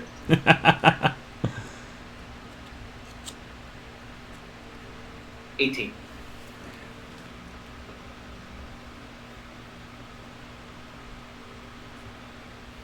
And I am going to purposely not disengage, but move away from it. Which direction are you moving? Ahead past the, like... Let's actually... I keep on trying to click the map like it's in front of me. Go into the empty space between him and the Goliath, or the Goliath and the Tabaxi, and then move forward and then towards the exit. Alright, you're actually going to provoke 2 different attacks of opportunity against you. I'm aware. First one is from the obvious, well, not so obvious. Actually, no, wait, you aren't leaving the threatened area for that one. I would have had to have. Because I left the threatened area first to go around the Goliath and then went back to it. The thing can still hit you. It's large. That still would give the attack of opportunity, though. Just because it has reach doesn't mean that it doesn't get that. Okay, so we will go with that one first. Oh, and give me a nature check as you're moving around. 3. 3. Yeah, these are creatures. That's what I thought. Here. Does a 15 hit? It does. All right. 2d8 plus 4 for bludgeoning damage due to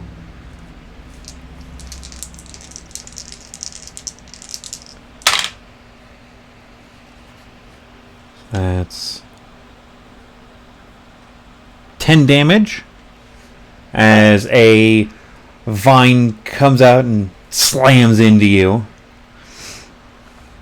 And then as you move away from the tree, it attacks you as well with one of its branches, but misses as its swing goes wide.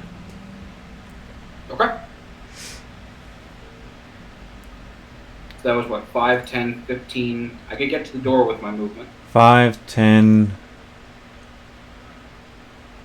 15, and 20 gets you there. Is that door locked? Yes, it is. All right. I'll leave this up to you if you this is kind of as an action or not. But since I'm kind of running, can I just kick the door? You can try. What do you want in athletics for that? Yes. That'll be a 19. All right. You barely make it past the DC, and you slam your shoulder into the door, and it bursts open. All right, home free. Let's go. Dwarf is a cannonball. All right. Up next is our Tabaxi with our half-elf on standby.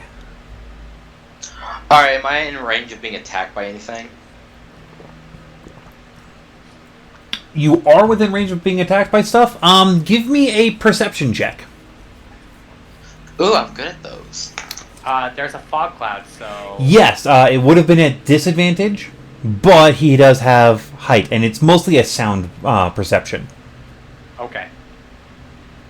25. 25. You do hear the door. You do hear the sound of the door slamming open, and the dwarf is now up front, and you are able to hear like the tree underneath you moving about.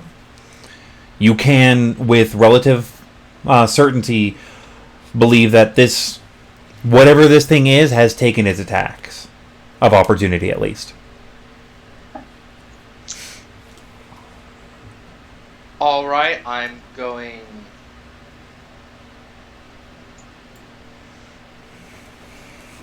Okay, so... I want to descend to the ground. Like straight down? Not on the tree, but I want to get onto, like, the actual ground. Like here? Yeah.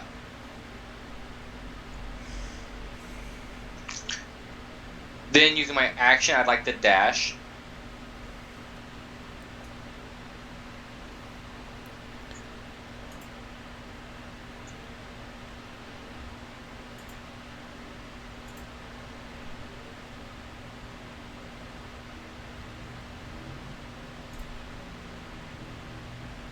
"30 feet could get you here." Alright. Can any of them pursue me? Nope. While I'm... Well, Nope. none of them are trying to. It is not their turns yet. Mm. And just in case, I'm going to bonus action hide. Are you able to bonus action hide? I am, with my mantle, my nature's mantle, even if I'm being seen. All right. Nature's I'm Mantle going down the is- stairs again.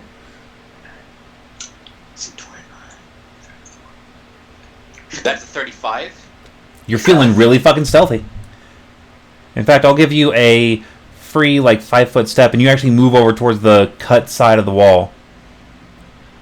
And you look more natural as a wall baby there.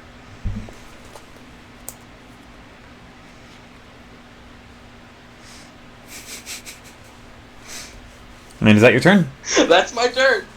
All right, on to our half elf. Okay, so you said that there's a threat in the space right in front of me? Give me a investigation or insight.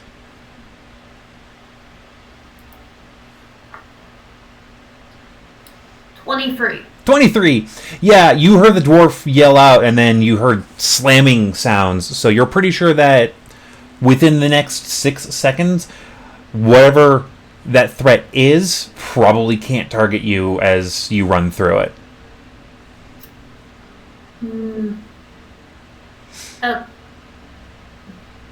Okay, but I know that there's should be the threat in front of me, and then In front of you to the right, and then mostly to the left. okay. Well, just to be on the safe side, I'm gonna fire a firebolt at the threat in front of me. At this one? All right. Yeah.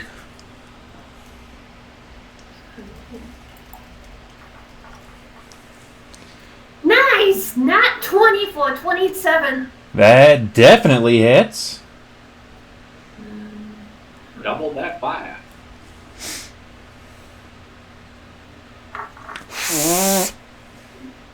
Okay, I know it's a 40-10, so do I roll that again? Yeah, roll it twice. Okay, so the first amount was 24, and then add another 12 onto it. It bursts into flames, and the entire tree is engulfed, and you hear a slight, more than your standard wood hissing. Both you and the Goliath need to make a dexterity saving throw. As right as the fire leaves your hands, you hear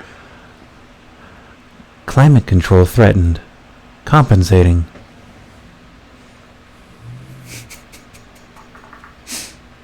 I fail. 17. 17, Alright. you pass this time. And our Goliath takes... Hold on. 1 second.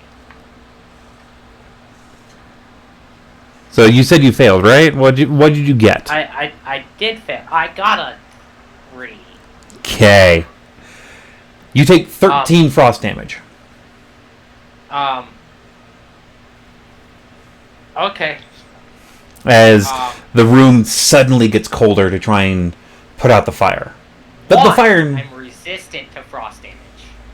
Nice. That is helpful for you. And 2, I'm going to use my Stone's Endurance to reduce damage taken by 1d12 plus 3.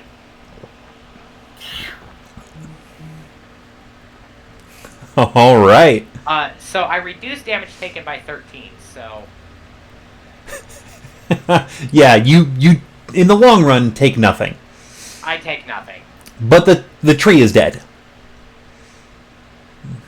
And then, since I'm still holding on to the Goliath,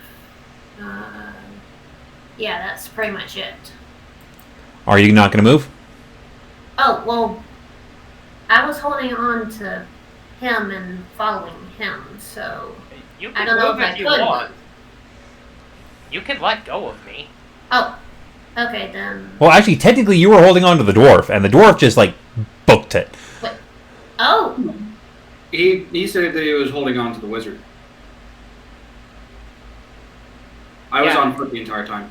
Ah. Alright, I thought that was the way that it was said originally. Apparently I'm wrong, and that's perfectly fine. If you want to continue holding on to him, you can. But you're also allowed to move. The fog cloud has... While it is hard to see through, you have seen the path, and your memory is good enough to where you could follow the path. oh, then if that's the case, yeah, I'll use my movement to move 30 feet.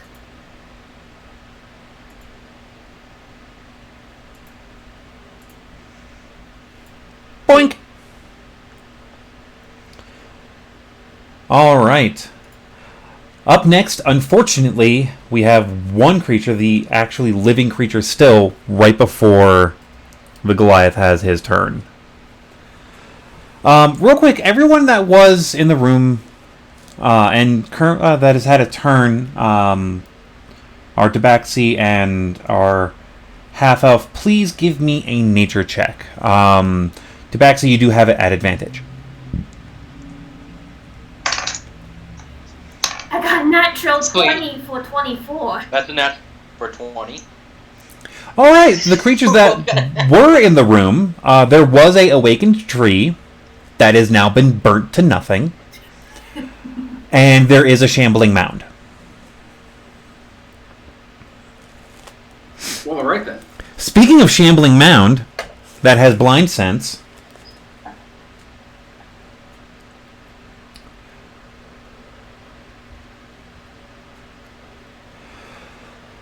Are going to try and slam. Oh.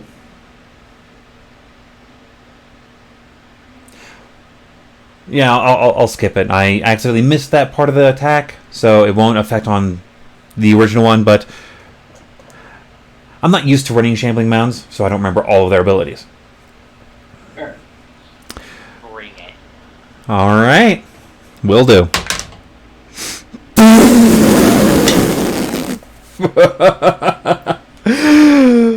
I'm guessing a 10 doesn't hit.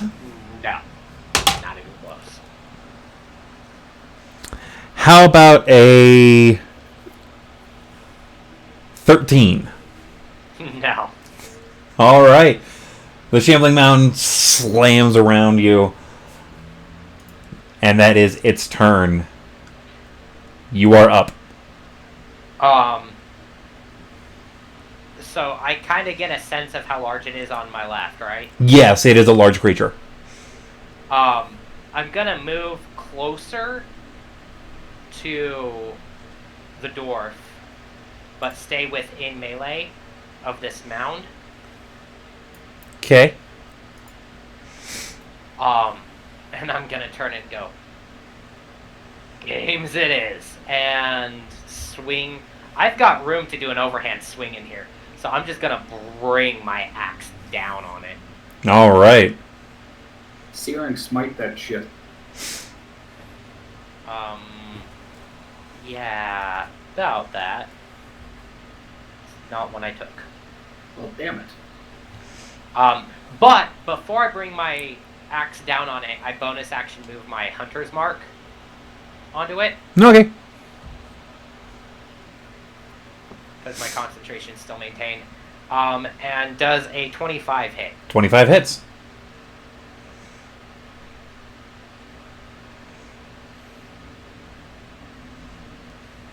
That is going to be 11 points of damage. Alright. And my second swing, 23 to hit. That hits.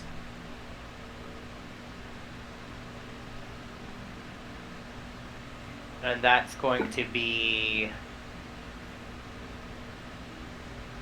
13 points of damage. Alright, you still have movement. You only moved 10 feet. Yeah, for my movement, I'm going to smack my axe against my shield. And stand at the ready. Alright, top. Dwarf. Alright. Well, seeing that he's there, still fighting the thing, I'm going to take 2 shots at it. Alright, roll your attacks.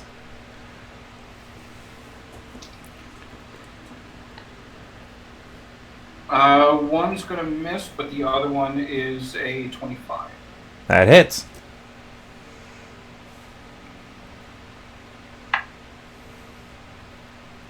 And that'll be for 7 piercing.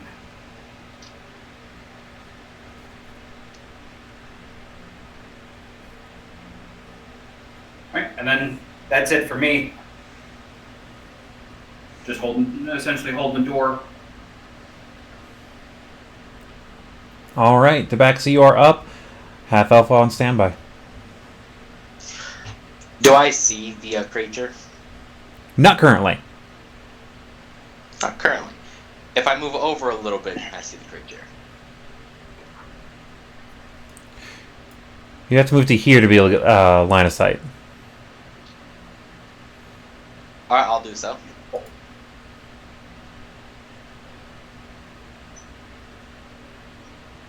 Alright. How close is everyone to the creature currently? Within 5 feet. Within 10 feet. Within 15. Within 20. Can I place a 20-foot cube far enough away where it only affects the creature? Like 20 foot across? It's a 20-foot in diameter cube. If I could place that. I mean, the room is only 25 feet across. Just catch me in it. Are you sure? Just catch me in it. Okay, I need both you and the creature to make a dexterity saving throw as the ground around you erupts. What spell are you using? Erupting earth. The ground becomes difficult terrain and takes bludgeoning damage. That's perfect. And you said a dex save? Yes. I'm not good at those, but I rolled really well.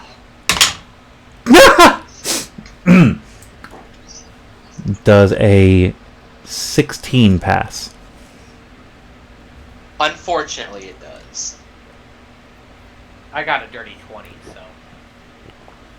So it'll take half damage, and the terrain is now difficult terrain. Each 5-foot square proportion of the area requires at least 1 minute to clear by hand. Or double movement to move across. Or double movement to move across. Okay, and how much damage are you doing? Let me just grab my die here.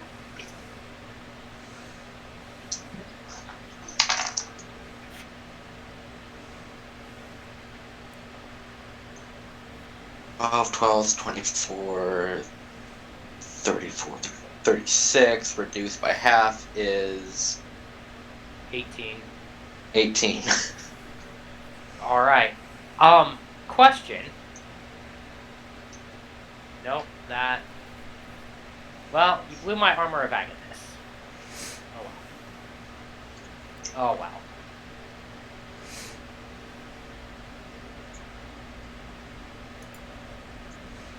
Give me a perception check. Me? No, Artabaxi. That's another nat 20 for a total of 26. Cool. You hear a sound. Not that far away from you. Where does the sound originate from? Up the stairs. What kind of sound? That kind of sound. Send it to you as a DM.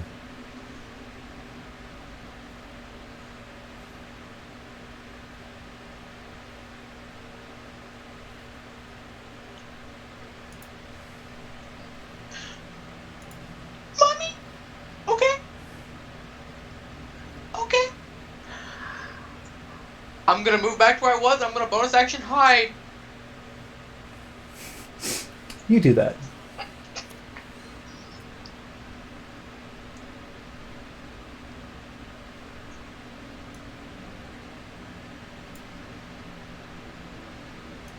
You do that. Go right ahead.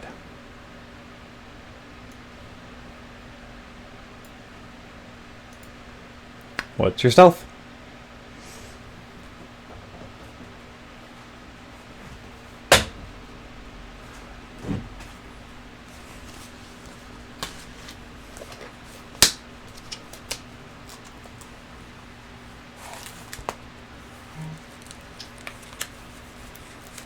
What'd you get? Delta, you're muted. Good. Is our Pathletus trait still up? No, that's been going for a while. Been gone for a while. Okay, my stealth is 21.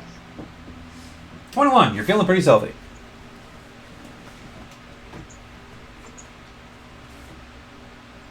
Pass without trace is concentration, right? Correct. Yeah, so it dropped when he did Hunter's Mark. Yeah.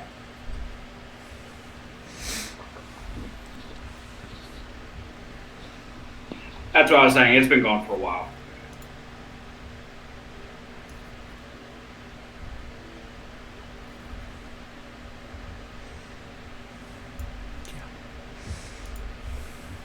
Cool.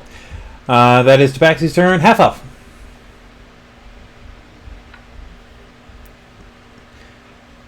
Give me a perception check. Okay. It's a free check.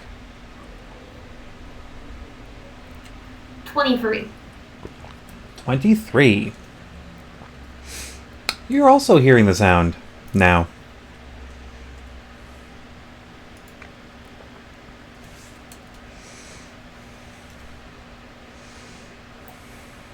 Oh. Okay. Yeah, okay. Okay, yeah. I'll look back to the others and sounds like something's coming with armor. And then let's see.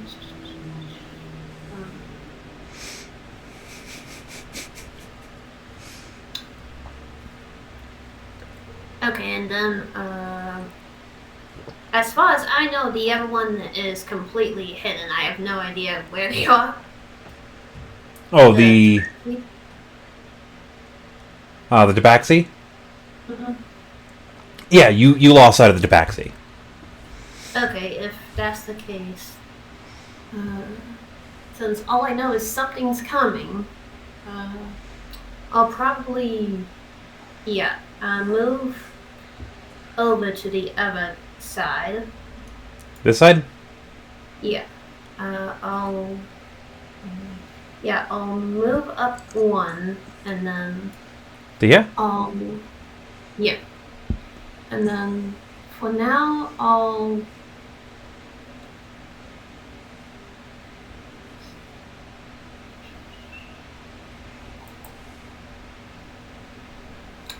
Okay, yeah, if that's the case, I'll hold and ready a spell as soon as I see Something. something hostile in my sight. Alright, and what spell are you holding?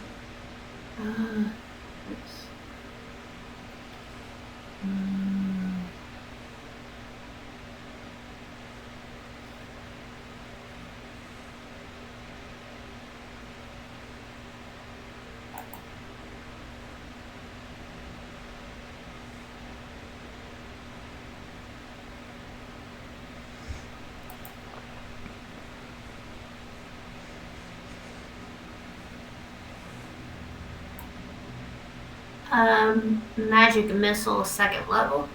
All right.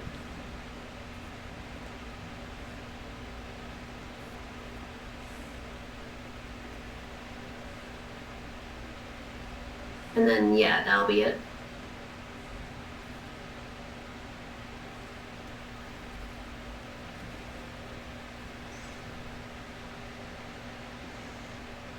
Alrighty.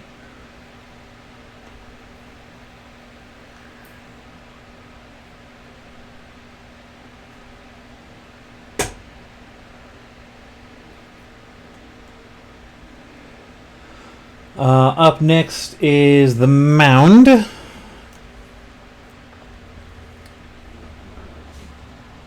is going to make 2 attacks at our Goliath.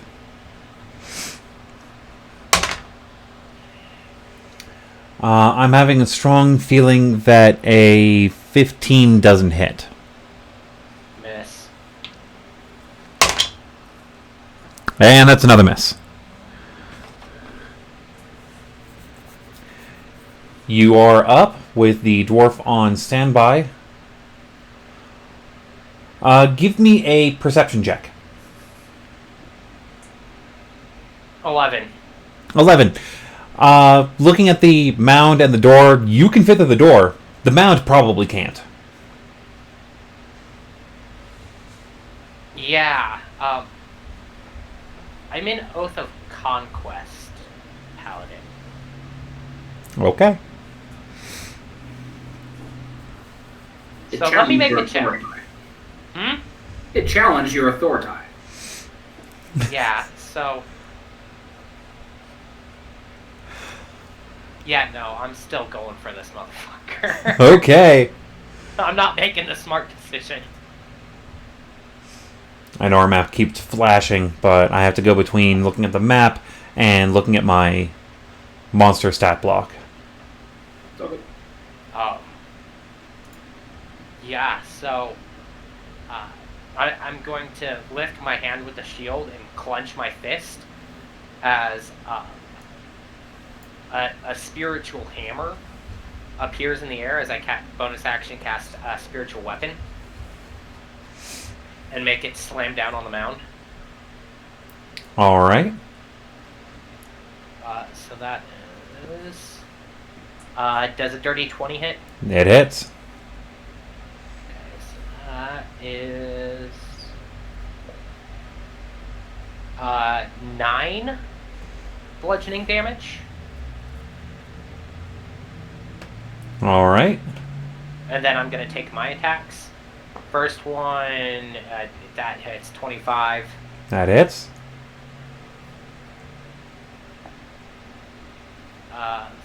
For 14 damage. Still standing. And does a 15 hit? Barely meets beats. Perfect.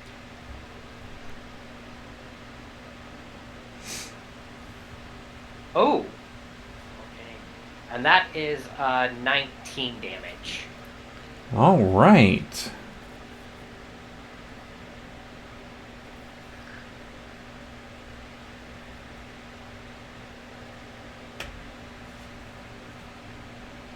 It's still standing. If you have a second attack. That was my Oh yeah, that was your second attack. Duh. So is that it? how's it looking? It's looking real bad. And I'm just gonna, instead of movement, I'm gonna call out, the name of my game is Conquest, Sam. Sounds like a fun game.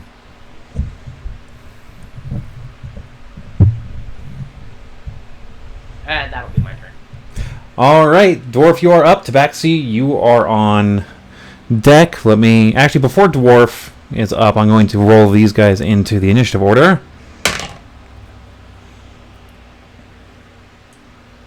Alright, I got them marked.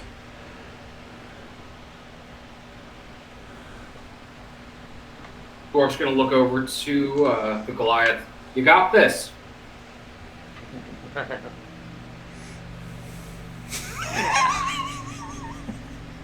All right. Then I am going to take my movements up the stairs and try to get a... I mean, I know that technically he doesn't have a thing for line of sight. Like, he won't know that, but I'm rounding the bend to see if I can see what's coming down. What's your full movement? 25? 25. So at 20, you can see a suit of armor. Is Just walking. one? Currently, you see one walking down the steps. If you want to move up farther, I'll take my last 5 feet. your last 5 feet gets you there, and you're able to see both suits of armor. Excellent. Then I will go ahead and take a crossbow shot at the first one. First one being that one. Yeah. All right. That'll miss. Second shot be the same one. Wow. That new dice does not work for me. That's a miss. And then I get Twin Strike as a ranger. So I'm going to be taking a bonus shot against the adjacent. All right. That's better. It'll be a 19. 19 hits. Or 14. Very nice. I'll call down the stairs. 2 suits of armor. And that will be me. Actually,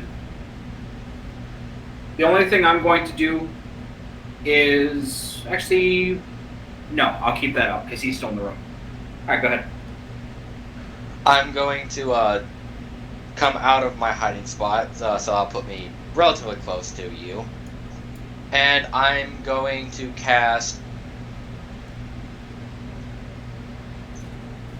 Sleet Storm.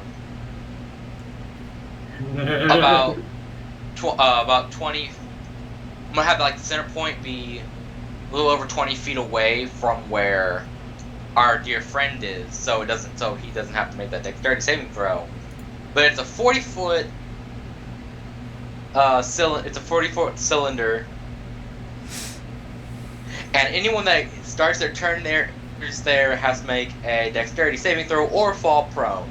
All right. And that won't affect me because I'm immune to difficult terrain. Yeah, So you're. I'm making it Cast it up the stairs. Cast it up the stairs. Yeah, I'm casting it up the stairs. That's what I'm doing. to be able to hit these two.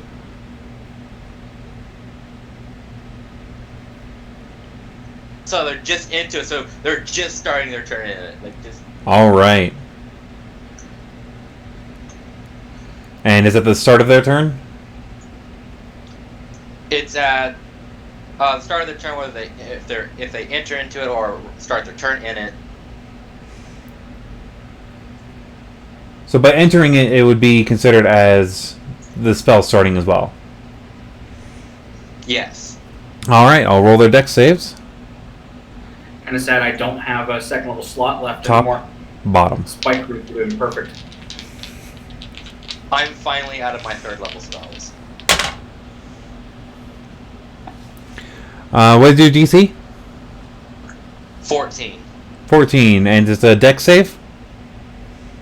That is a dex save.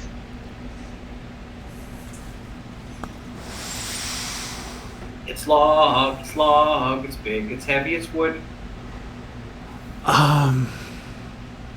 It's better than bad. It's good. Roll me a D20. So, 4. 4. Okay. How far? How big is that space you said again? 40 feet. 40. 40-foot radius. 40 40-foot Yes. diameter or radius?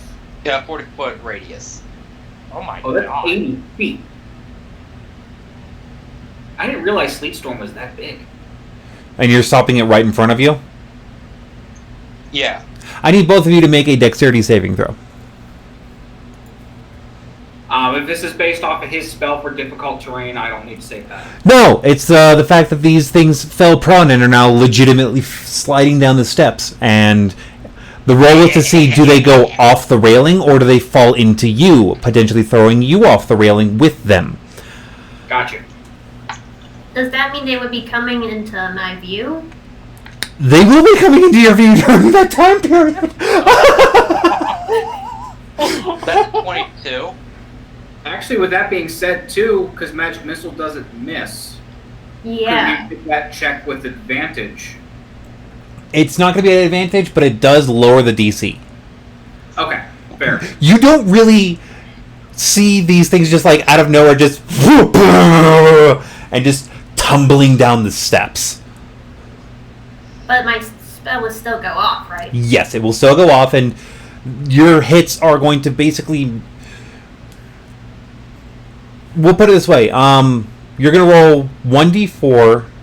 At second level, that's 2d4. No, It starts as 3d4. It starts at 3d4. How many d4 are you doing, and how many are you hitting? Because I will let you split them. Okay, yeah, because with second level, apparently it's an additional dot as well, so I think... Yeah. Yeah, so 4 darts, each dealing 1d4 plus whatever damage. So, I guess you're going to hit both of them with 2 darts? Yeah. Okay, so for the top one, we'll do that one first. Before we get that, what was our dwarf's dexterity save? 17.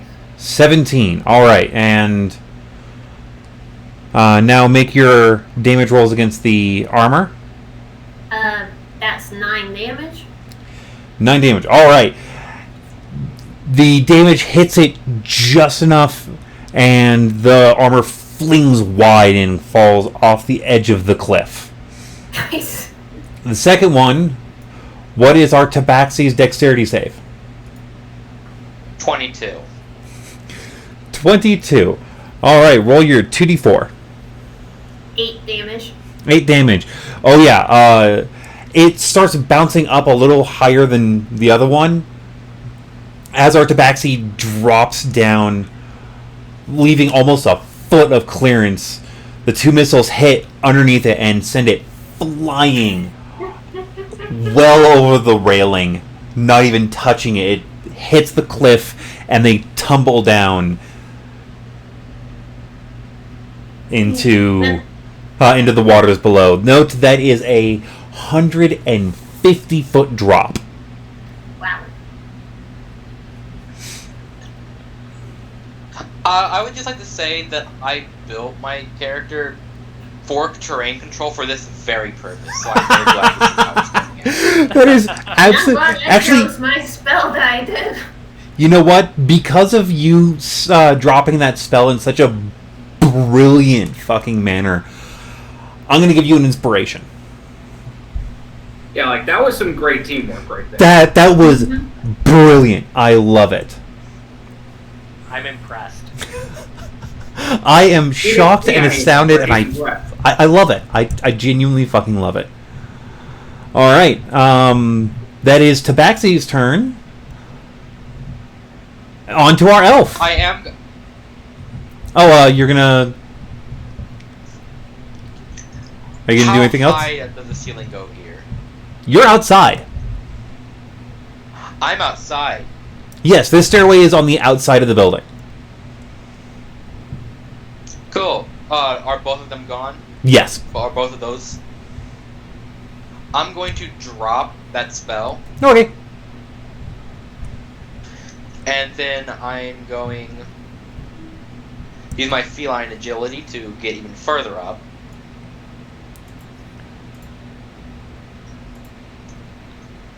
You still have your normal movement, too. I know. So 30 feet gets you there.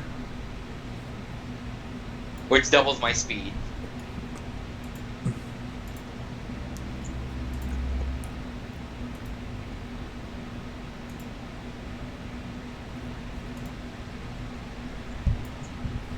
And that gets you all the way up to And then there. I'm going to bonus action hide. All right, roll me your bonus action. Wait, feline agility, doesn't that cost a bonus action? No action. Which is amazing. It's a You once do it as per a part of turn your thing. movement. Yeah, it's a once. Yeah, that is just shy of broken, but it is just movement. And then for my stealth, I got a 26, which is also a natural 20. Okay, cool. You're feeling stealthy.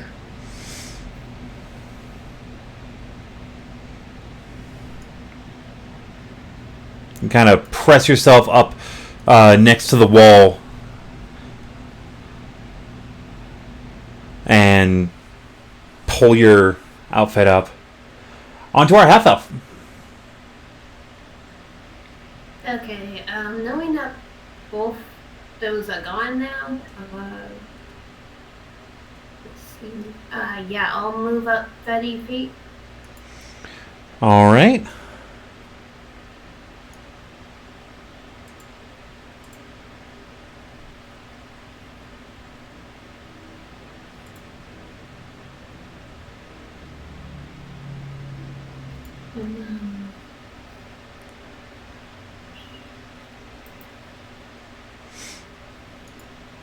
You're seeing fairly clear skies, a 150-foot drop. Oh, and the steps seem to be going up at a fairly decent angle. I actually had to have two areas open at the same time.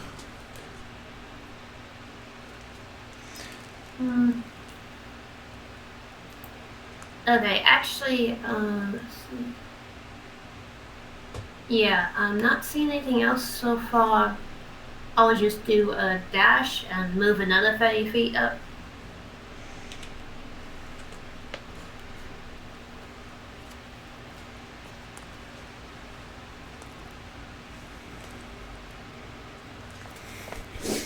Okay.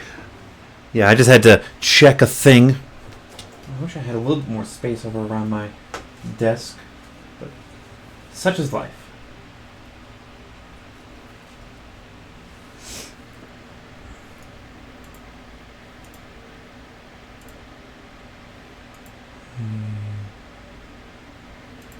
Also, you do see that there is a piece of the railing missing right here. Okay.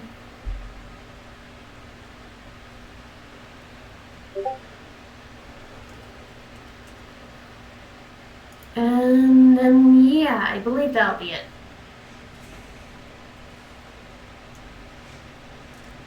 All right, onto the mound. It's going to take 2 swings at our paladin. Oh, lovely. It might actually hit this time. The lowest one is a 19. 19 misses. And then a 22. That'll hit. Lovely. I need you to make a athletics check. Okay.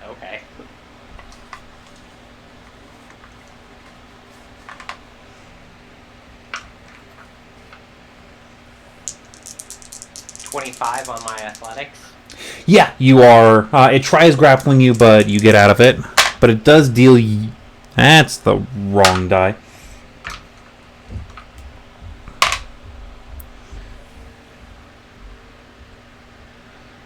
S- 17 damage. Ooh.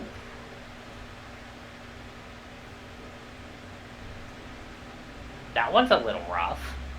Yeah, well, it is a large shambling mound. Yeah, I'm fighting a bush. You're fighting a big bush. All right, that is its turn. Your turn.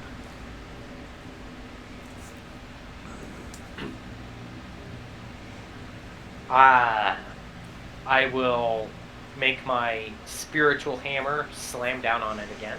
All right. That's a 16. Hits. That's just 4 damage.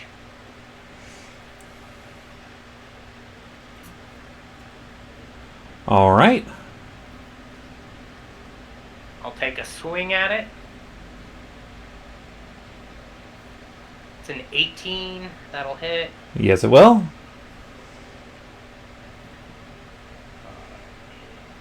13 damage.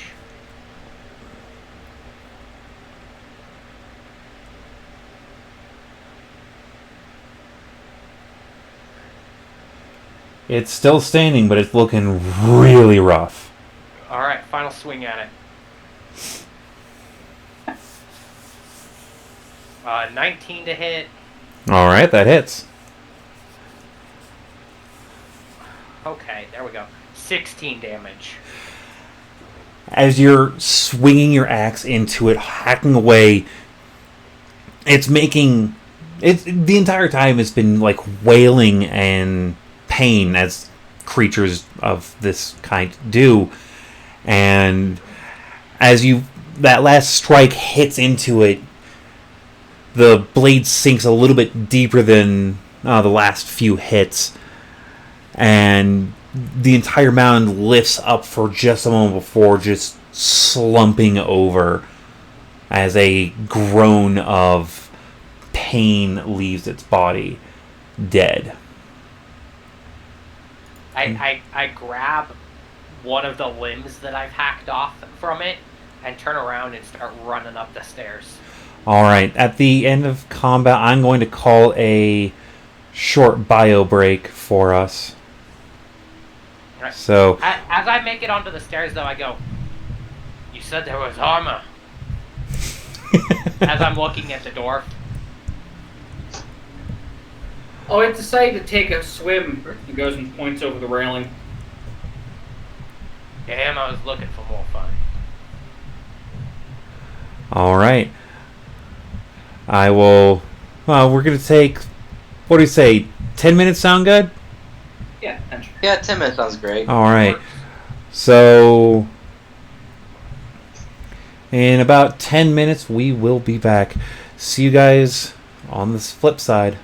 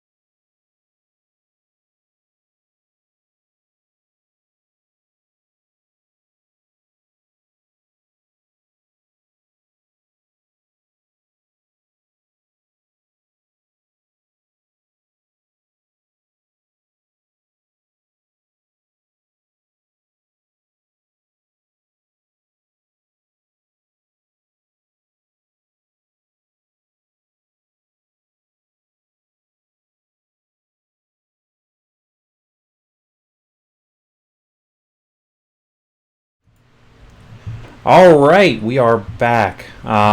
We accidentally lost a player due to bio issues. It happens. But yeah, last we left off with our adventurers. Oh, I should have actually been making the thing while I was also on side. Oh well. Yeah, this is where our physical layout is. You guys are currently standing outside of the workshop. There are runes carved into the stone area, like on the stone wall. The wood railing follows all the way up. It's about an 80-foot staircase. And there's a 5-foot section that is broken. Can I go look over the 5-foot section? See if I see anything down there. Yeah, give me a perception check.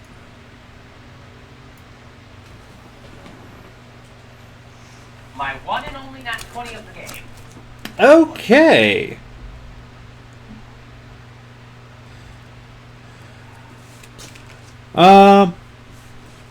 Yeah, currently you don't really see anything. Just making sure of one particular thing.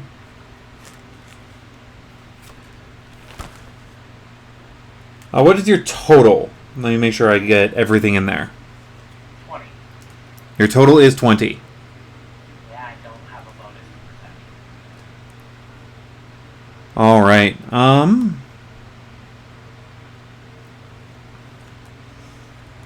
Trying to spot names really fast.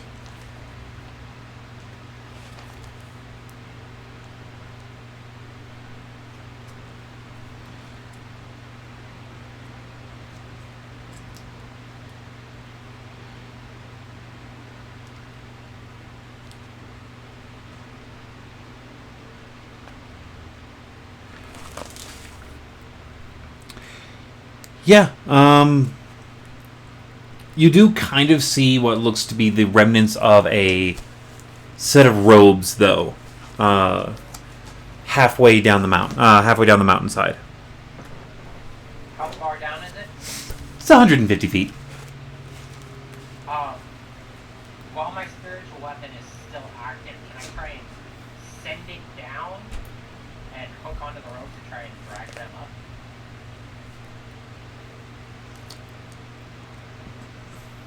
Give me an Arcana check.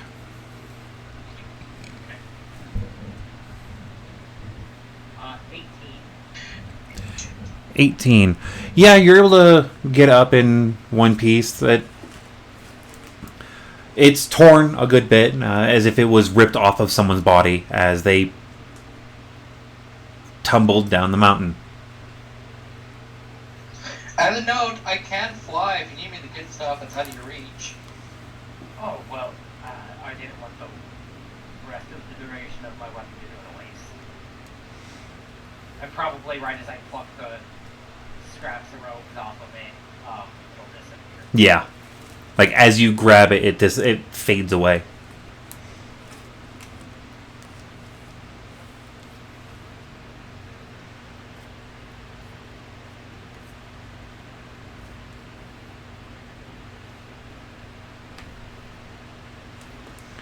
Do these look like the robes that we found in the staff?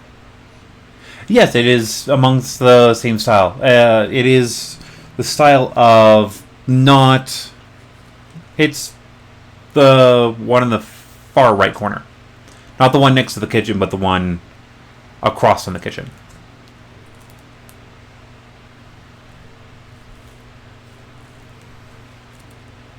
Is there anything in the pockets of this one? No.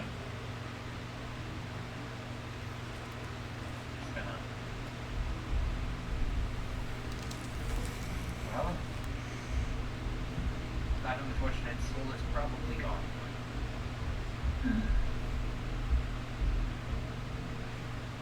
And I'll just kind of wrap up the rope and stick them in my bag. All right. And you continue up.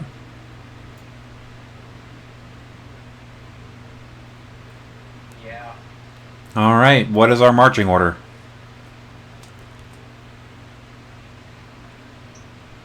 I can go first. Very well.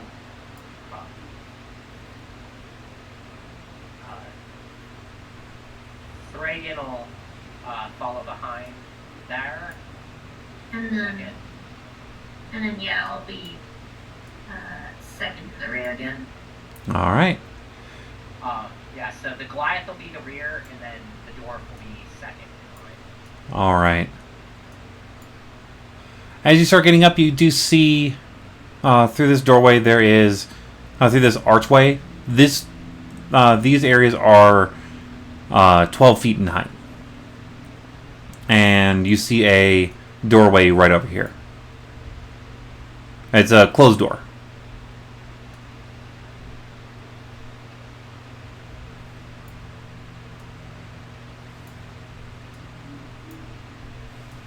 Is that gap in the map notable? That gap in the map is going from outside to inside. Oh, okay, okay.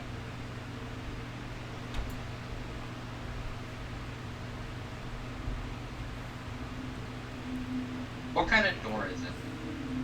Iron.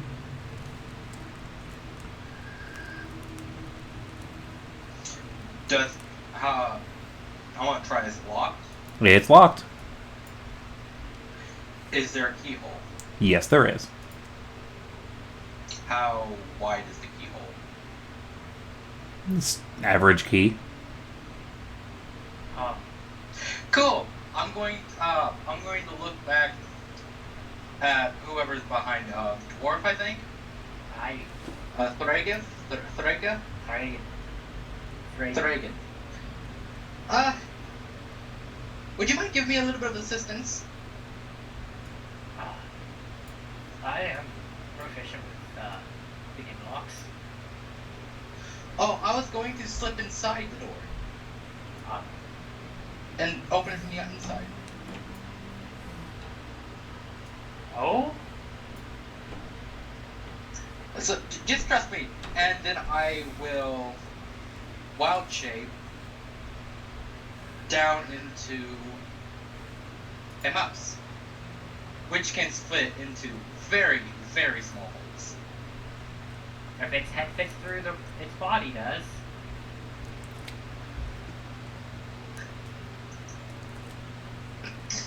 I'm guessing a small mouse. Yep, small mouse. Give me a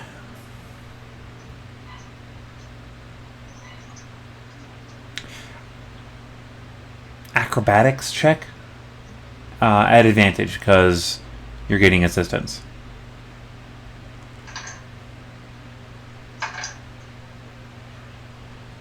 How does a 22 sound? It's a tight squeeze, like really tight. It's designed for a skeleton key, like a fairly average skeleton key. Like the key that I'm carrying? Kind of. But it's a little bit smaller than that key. Not by much, but a little bit. But you are able to get inside. And you are in a storeroom.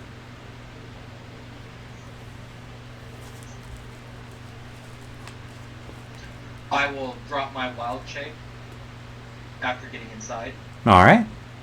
and I'll try to open the door. From the It's inside. locked. Is there a thing to unlock it from the inside? Nope. Nope. Okay, in that case, I'm going to search around. While he's doing that, Thragan's going to try and pick the lock. Alright, give me your investigation, and then give me the Thieves' Tools dexterity check. That's a 22 to pick the lock. 22, after a short bit, you hear the click as it unlocks.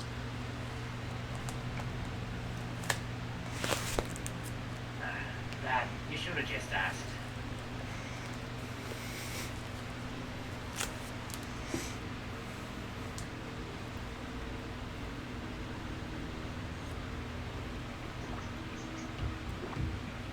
find anything interesting. What does your investigation give us?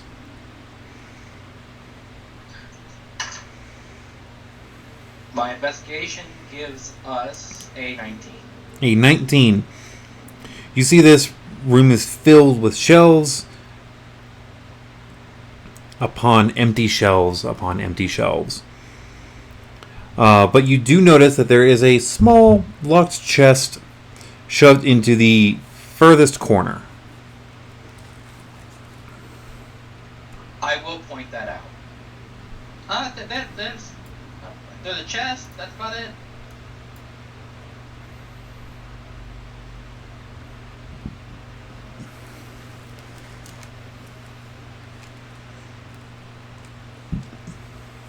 Well, keep it here.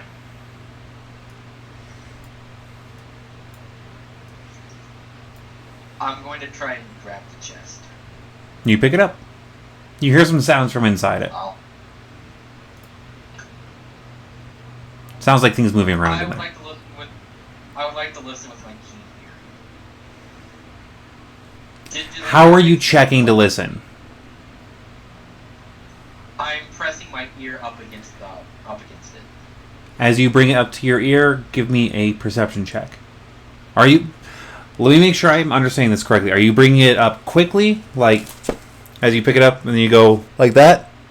Like slow. It's like one of those careful. So like, okay, Okay. what is this? And that's a 24. 24. Sounds like glass.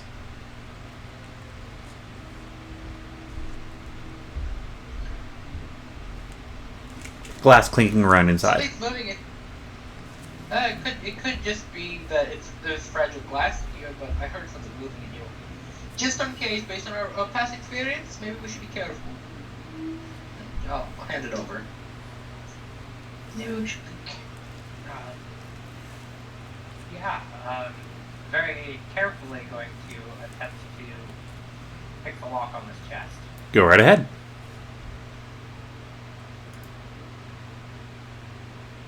So that was almost done. 24. 24. You pick the lock. And inside are 3 vials.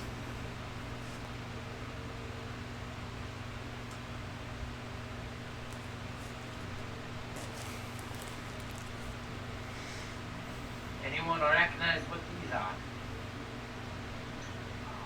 I am proficient in Arcana and Herbalism kits. Could that help me in any way? Yes, it can. You get to roll with advantage.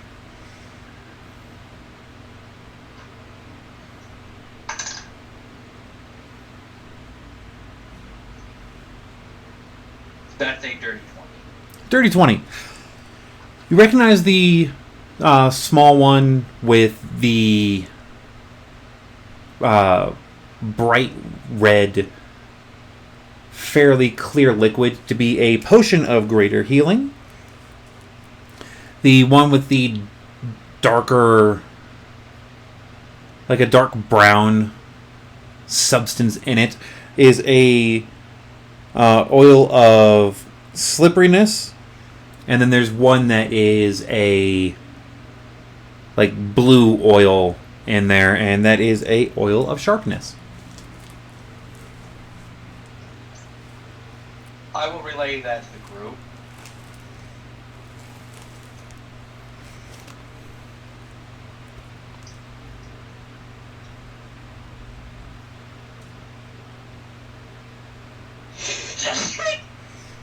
Hail I Satan. meet myself in time.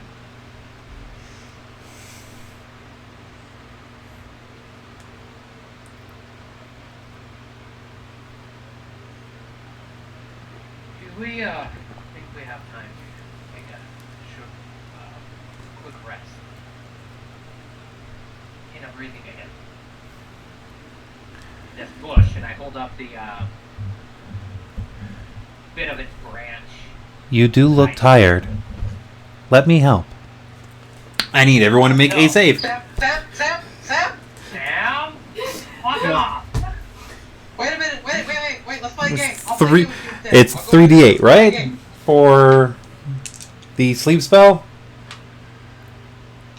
There's no save. No, it's not save. Roll.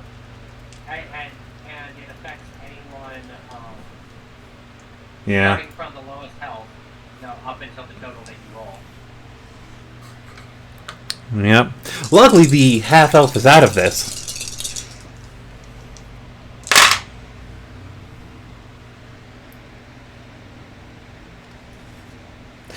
Is anyone at or below 20? Nope. All right. Good.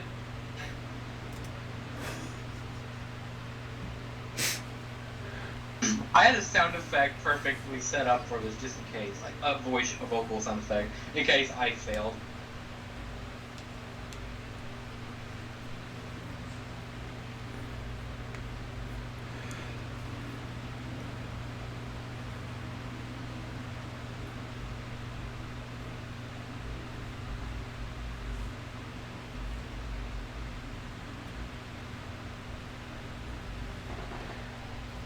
I don't mean for any of us to go to sleep.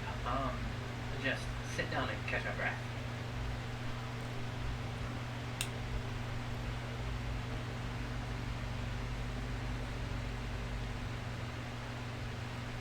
We can all gather here in the storeroom if you're agreeable.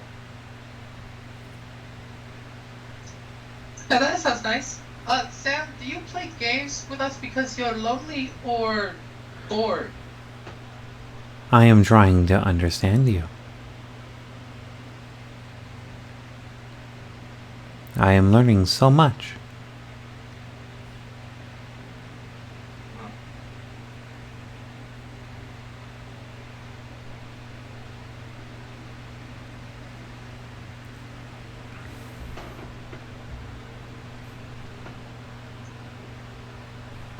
Okay.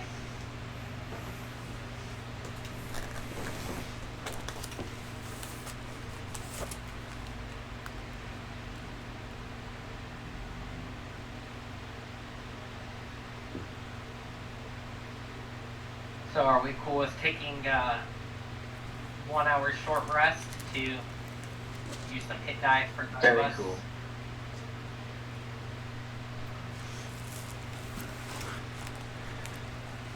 While you rest, have some mood lighting. I need everyone to give me a... Let's look up that stupid spell. It should be in my spell book, because I keep that spell on me quite regularly.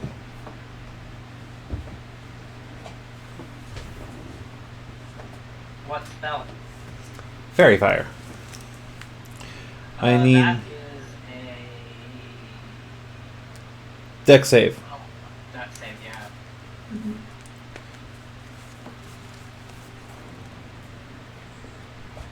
I probably failed. Alright. My blue one is for Thragan, my red is for me. Alright. Okay? Fortunately, it only lasts a minute.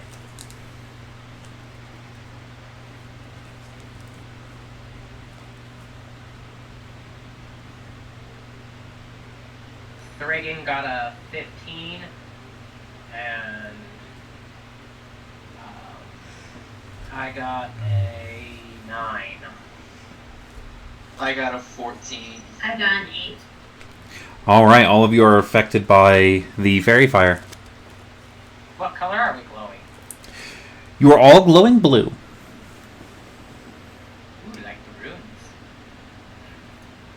Oh no, not again. And you're all packing Seeing it.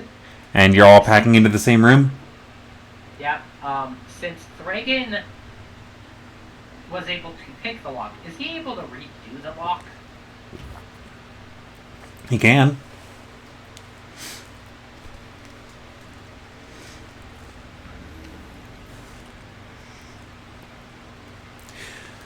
Alright. One of you needs to roll me a d12. D12, D12. 11. 11. Okay.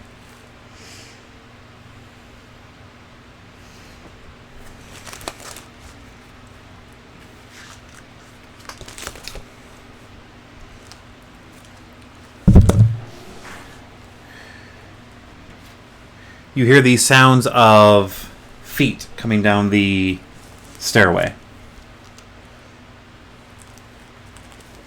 What kind of feet? Like feet or like metal feet? Like metal feet.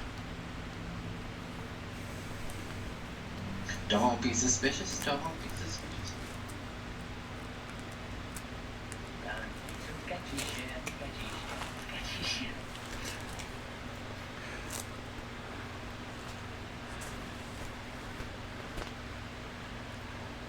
They get close and then turn and walk away. Alright. So are we able to use some hit dice to heal up? You're able to use some hit dice to heal up. Does anyone know what hit die a ranger uses? I believe a D8. Okay, and then I don't have to worry about that, but I am going to use the Arcane Recovery to recover 2 spell slots. Actually, no, wait, it's D10. D10? D10.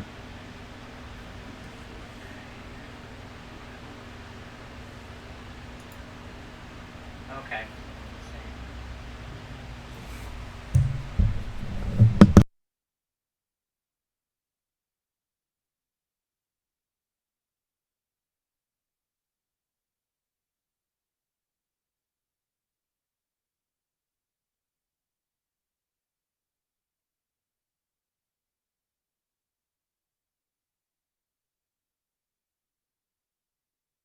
Yeah, that was not that long ago. Okay, so my mage armor is still up. How long does your mage armor last? 8 hours? Oh, yeah, you're fine. Your mage armor will last until you lose full concentration on it. Actually, mage armor isn't concentration. No, but it does fall if you fall unconscious. If I'm correct.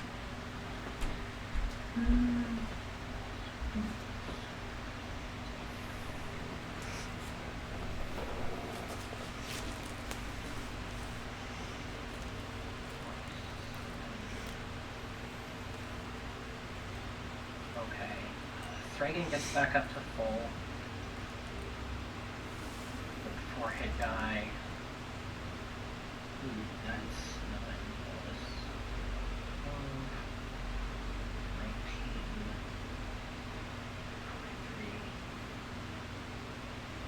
19, 23. Okay, pull back up with 3.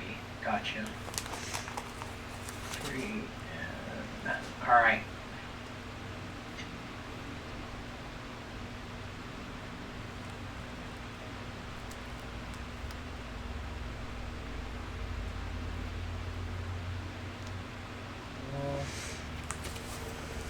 Got back.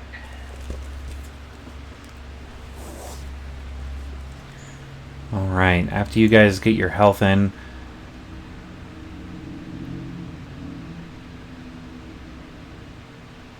shall we continue?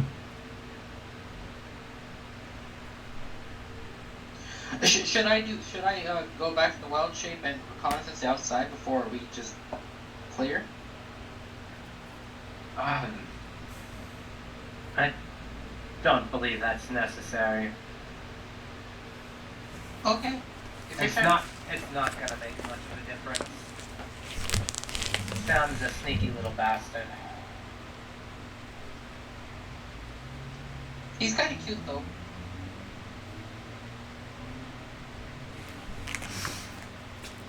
Out of curiosity, what's the highest level spell everyone can cast? It's 3rd level, correct? A 3rd level for me.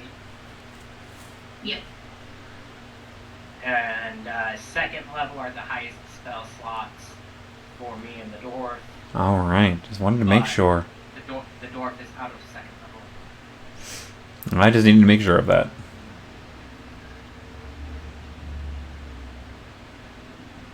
I have 4 first levels left and 3 second levels left. Thanks to the Arcane Recovery, I have all my spell slots free. Hooray! Because yeah, the only spell slot you used was for magic missile, huh? No, I used 1 for mage armor and then 1 for magic missile. No? Cool. Alright, so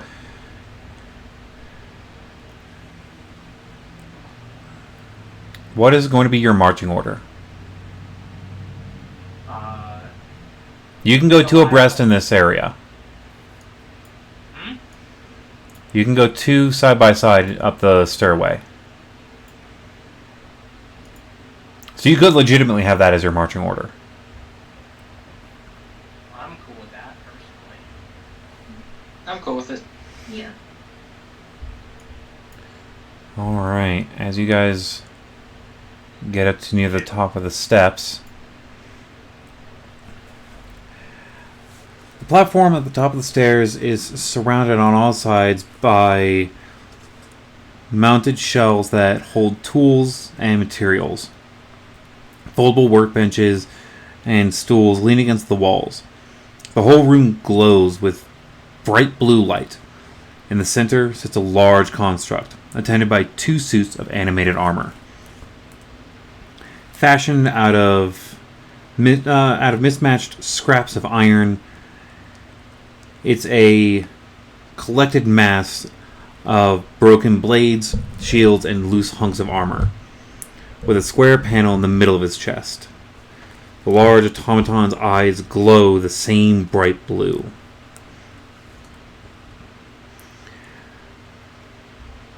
The platform's glow dulls as the construct's glow brightens more and more. As the two animated suits of armor place a amulet into its chest. And the suit stands up.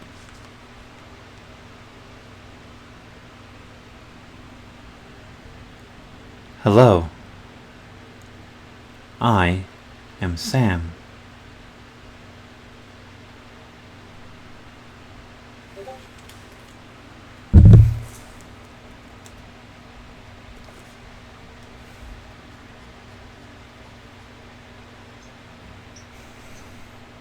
Hi, Sam. And you seem to have overthrown the flesh and blood of this place? Like them, I was doing tests and experimenting to understand, to learn, to grow. Yes, but humanoids are not for experiments. I will log that for future endeavors.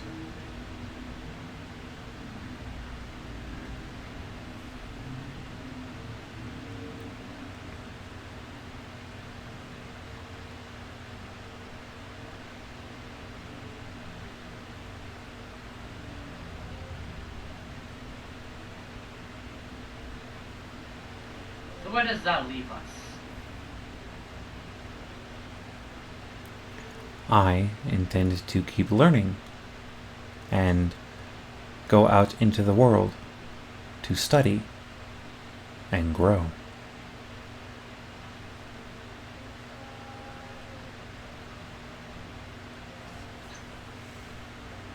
By studying grow, are you going to hurt people?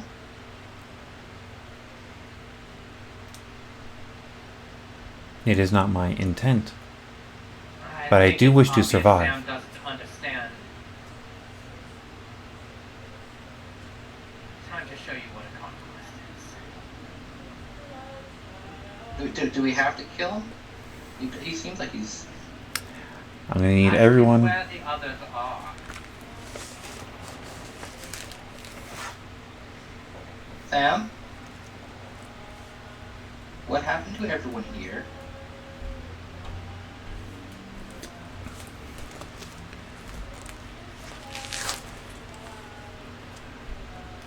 Ilmater was looking to start over. I instructed the Guardians to escort him off of the workshop.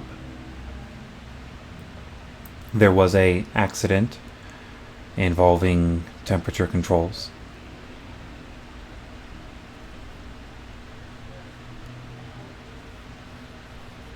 And one is not known.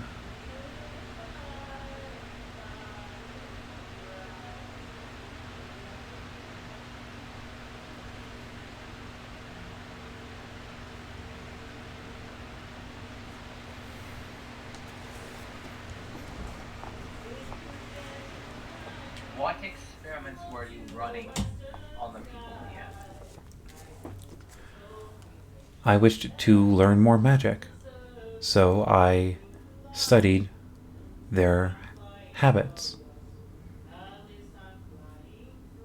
And then used magic against them.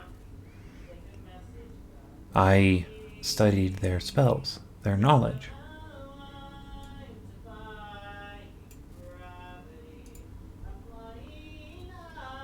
Is that why all the books have no ink? I was learning.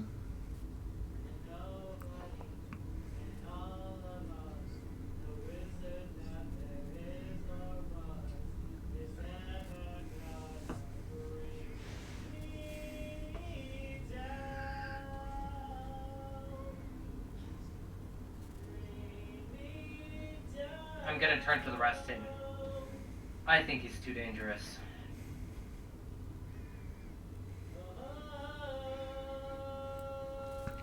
He doesn't have the morality of a person.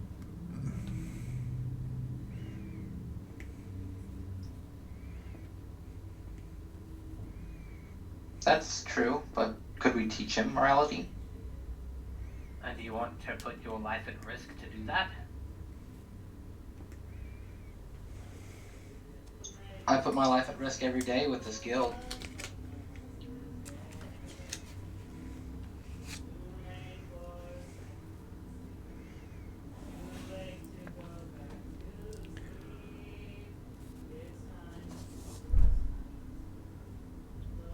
And what say you, Sam? Are you willing to learn the morality of the civilized people?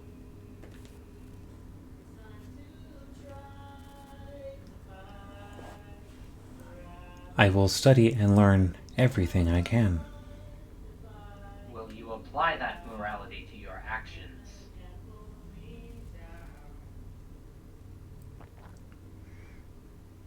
Like you have to the things that lived here?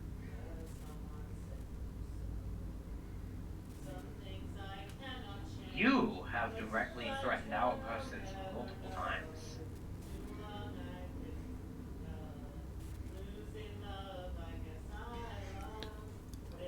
How did I threaten you? Attempting to blind us with your game. Attempting to put us to sleep with hostile creatures nearby. Multiple times.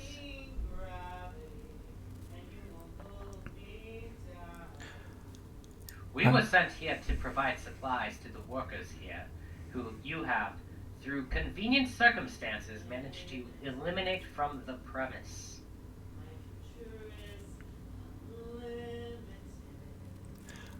What of their lives? I will keep that information studied and will hold on to that as valuable data for continuing. I turn to the other. He's too dangerous. He's going to cause too much harm in the world. At that, roll initiative.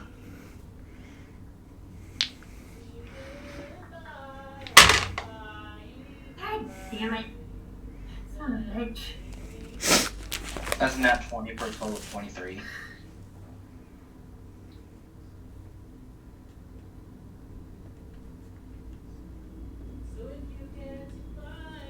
I feel really bad for having to kill him. Hmm.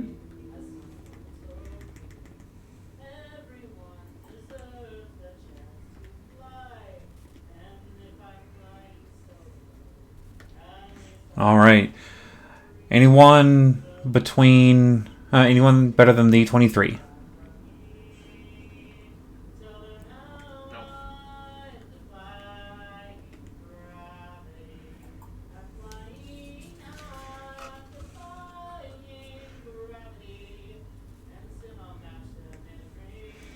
All right. And he's still above 20.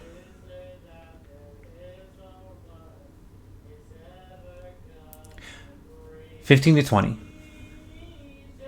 18 for the Goliath.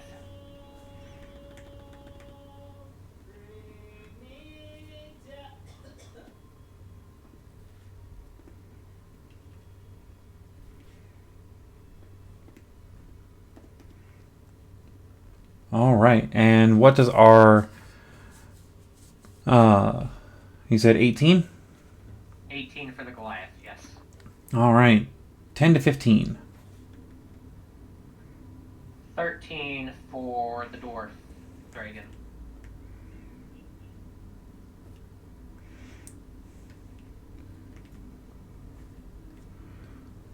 All right. 5 to 10.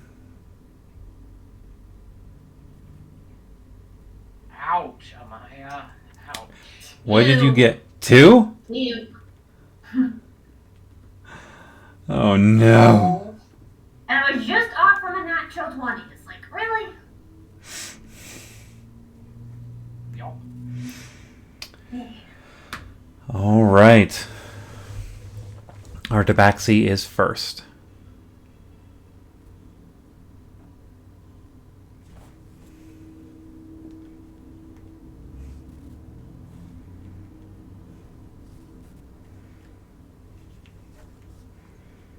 Okay, so let's see, 5, 10, 15, 20. I'm going to place Spike Growth right on top of Sam.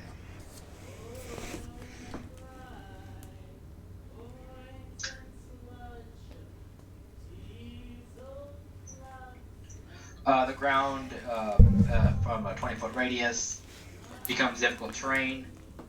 Creature moves within the area. It takes 2d4 piercing damage for every 5 feet it travels. The transformation of the ground is camouflaged to look natural. Any creature that can't see the area at the time the spell is cast must make a wisdom perception check against my spell DC to recognize the terrain as hazardous before entering it. All It right. all happens, so yay. And it's a how big? 20-foot radius. Centered on him? Yep. So it ends just before us.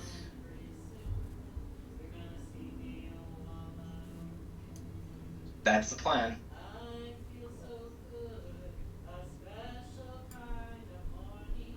There you go.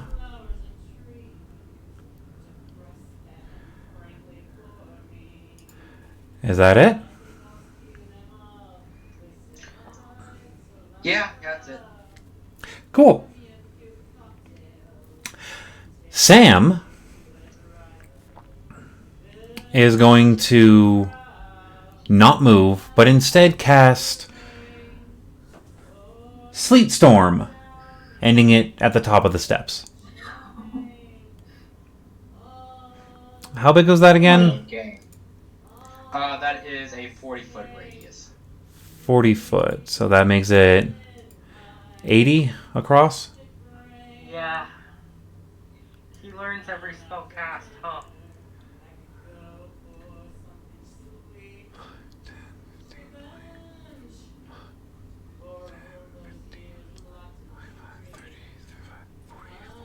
That's only 50. Okay, yeah, I'm gonna have to delete that. And And it covers all of the stairs. Yep, which means you all need to make all except for the dwarf will need to make dexterity saves at the beginning of their turns. Oh, and as a bonus action, it will Hunter's Mark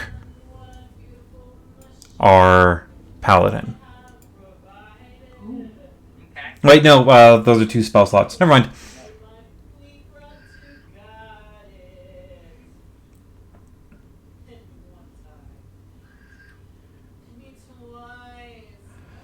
So, yeah, that is its turn, is casting the 1.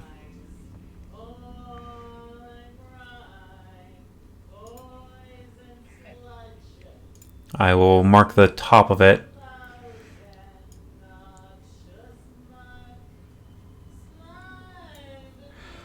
Alright. Our Goliath is up with our dwarf on deck. Our Goliath needs to make a dex save. Dex save. Oh, well, that's not bad. 19. 19, you pass. You are not knocked prone. Cool. Bonus free spell. I'm going to Misty Step right in front of Sam in between the two. Alright. I did not move at all. I don't take damage. I appeared.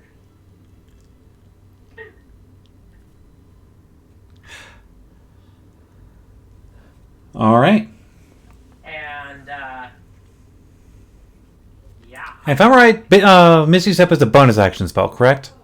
Yes, it is. Okay. I'm gonna take 2 swings down on Sam. Okay. First one is a 21. That hits.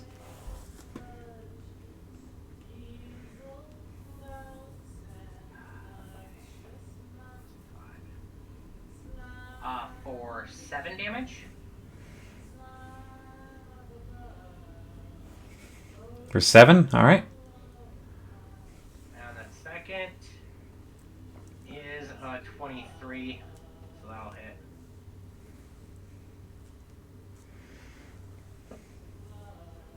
For 10 damage. Alright. And that'll do it. Alright, on to our dwarf with the armor on deck. And he doesn't need to make a save, correct? It would be for the difficult terrain. Yeah, he wouldn't have to make a save because he is stupid fucking dwarf.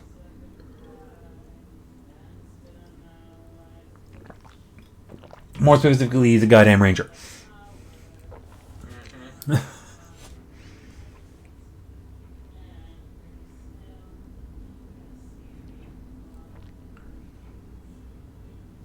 Cool. So,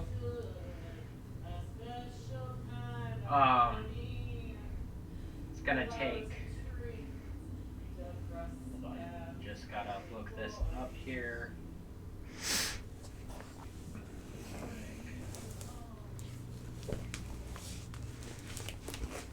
He gets 2 attacks per turn, right? Yes. Being a ranger. Okay, so first one is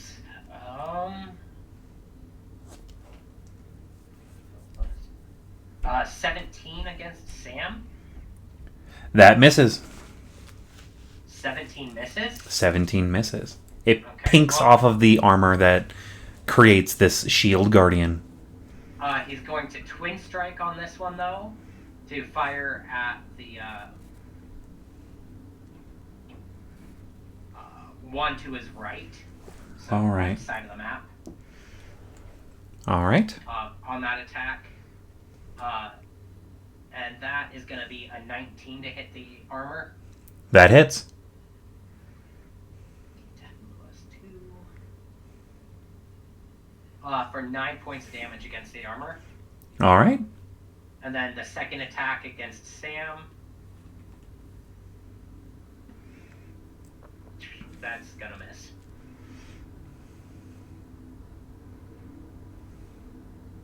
Alrighty. And that'll be Reagan's turn. All right.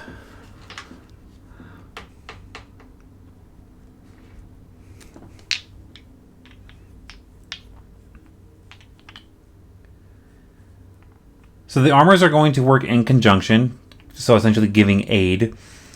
And they're going to essentially do a grappling move against you. So roll me a athletics.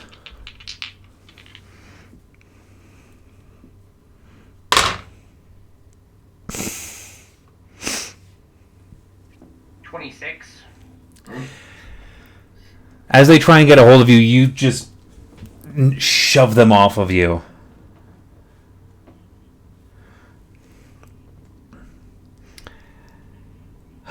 They tried, but they failed. That is their turn. Onto our half-elf with our tabaxi on deck. Okay. Damn, I had one idea in mind, but now that has to change. Okay, if that's the case, I'm gonna do Dispel Magic to get rid of the Sleet Storm. Okay. Does it go away? Yes, it does. Nice. And then, yeah, I'll just, for now, stay where I'm at, and that's it.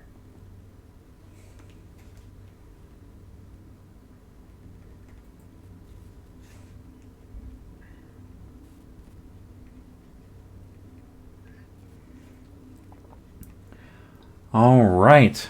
Our tabaxi is up with Sam on deck. I'm going to use my wings of flying to levitate and go over the spike growth up to Sam. So here. Yes. All right.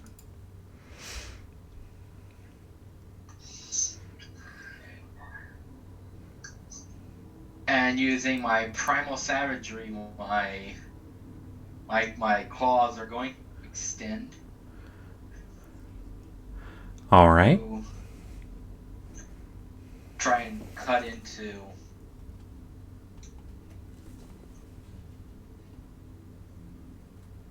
his armor for a 23 to hit. 23 hits.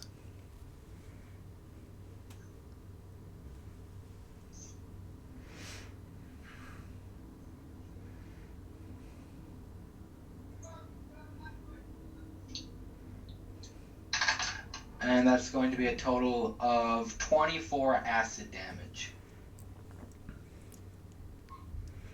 24. All right.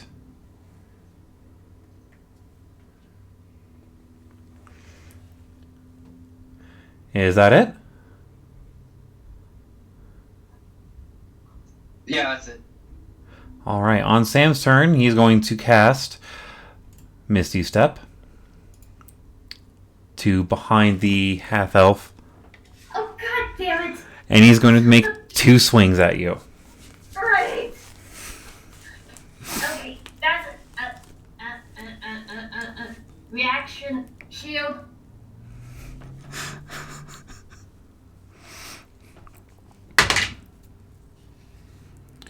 All right. And what is your armor again? Well, it was 14, but now with the shield is a +5, so 19. 19. First one misses. And its second attack with its great sword will hit. Wait, it got over 19? It got a 25. Jesus. Ugh. Great. Oh, wait. I just realized something. I just realized Sam is not properly sized. something. Sam is large. Oh. Okay.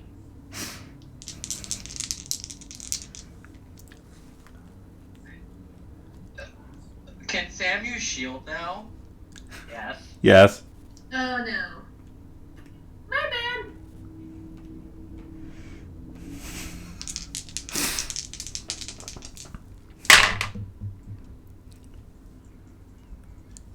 So that's a total of 10 damage. Ouch. And that is Sam's turn.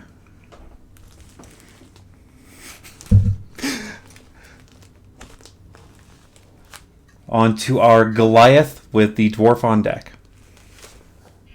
I'm gonna regret this. I cast Spiritual Weapon again and make the hammer appear right in front of Sam next to the half elf. All right. No, he did already see that one already. Yeah, I know. It's my last second level spell slot. Ah. So, that's why I'm...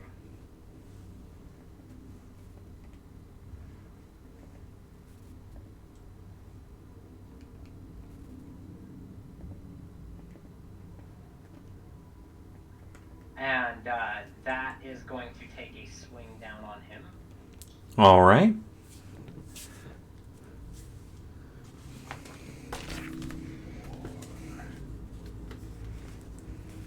Uh, 24.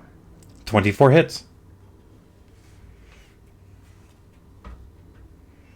I get so close to critting all the time. Everyone else is right doing the nat 20s. And that is 9 bludgeoning damage. All right. And then I'm going to take 2 swings at the armor that's in melee with both me and Okay. Baxi. So the one on your left. Yeah. Stop. Give Sam 4 health back. Huh? Give Sam 4 health back. I miscounted on my damage. All right. It's 25 to hit the armor. 25 hits. Cool. That's going to be 11 damage to it. All right. And then 27 to hit. That hits. Again, a 19.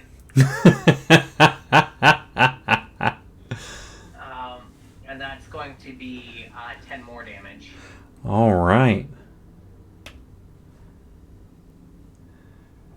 Is that you? Yeah, that'll be me. All right. It's on to our dwarf with the armor on deck. As Sam teleports back, he's gonna swing around and fire off 2 shots. All right. Note that it's not actually how Sam looks. I will send everyone a message in the Discord later. Yeah. Okay, +5. That's gonna miss on the first.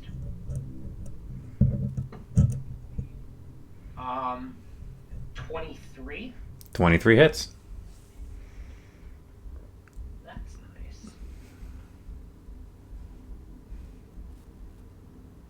Ooh, for 10 damage. All right. Is that the dwarf?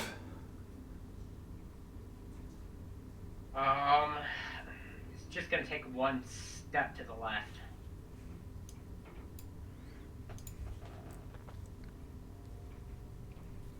And that'll be it. All right.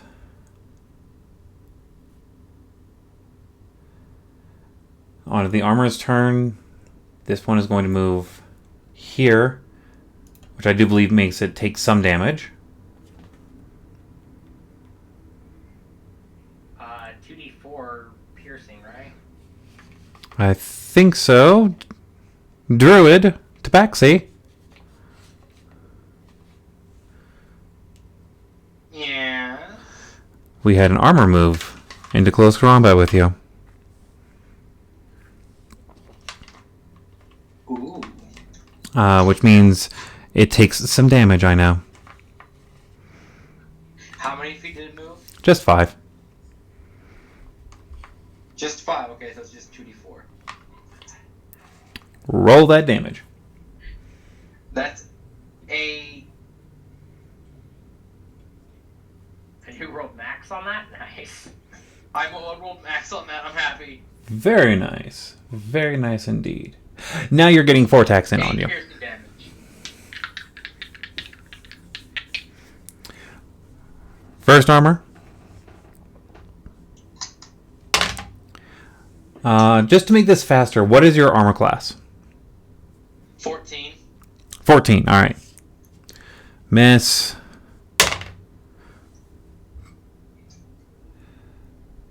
Hits you with a 15, so that's 1 hit. Ow. For 7 damage. Second armor is going to start swinging in on you. That'll miss.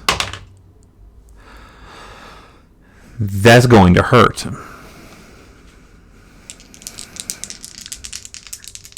With a natural 20. Who has the potions again?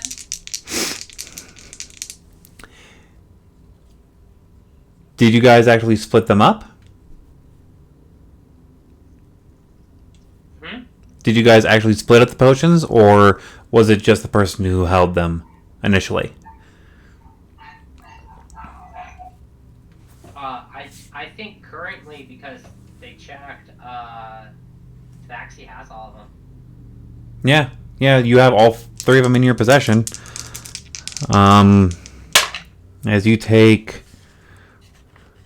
another 10 damage. Ow! No! How about no? As it slams into you, catching you right in the sternum. Sternum and solar plex. Just bam. That is the armor's turn. It is on to our half-elf with the Tabaxi on deck. Okay, question. Yes! What does Sam look like? Because it's important for a spell I'm considering. Okay, give me 1 moment as I make everything glitch out multiple times.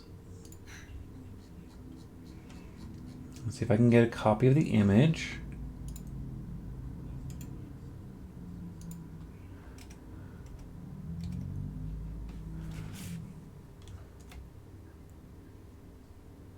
Did you say it was a potion of superior? Just to confirm? Greater. Boom! Sam. So that's all metal, right? A lot of it is metal? Metal, wood. Metal and wood. You have heat metal, don't you? No, but I've got another spell. And luckily, with Sam moving behind me, I don't have to worry about hitting allies. So, I'm gonna cast a third level shadow.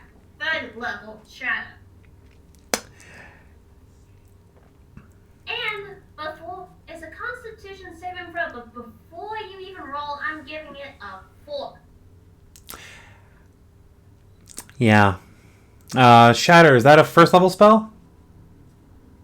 Third level. Third level. Okay. So I then will have to roll.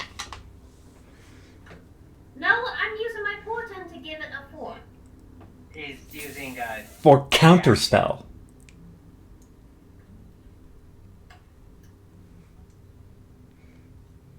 Or are you giving it the 4 on the counterspell? Because Sam is going to use its reaction to counterspell your shatter. 4 on the counterspell then. Okay. And it has disadvantage on the Constitution saving throw.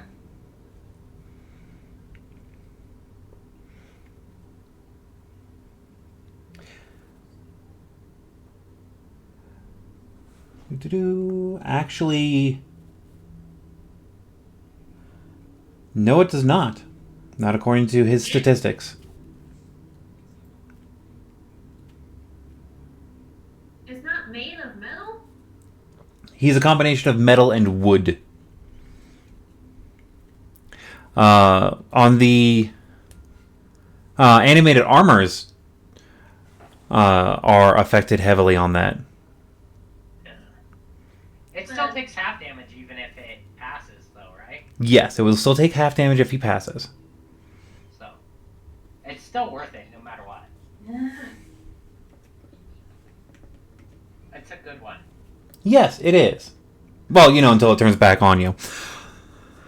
But that's later.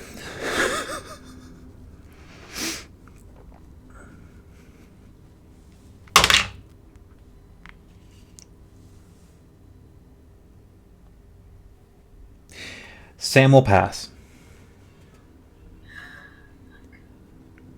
He still takes half damage.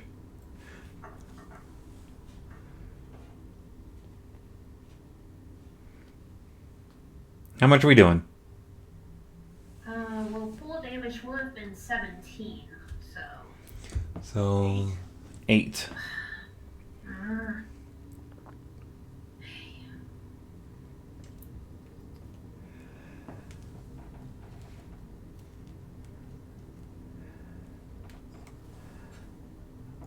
All right, and is that you? That's it.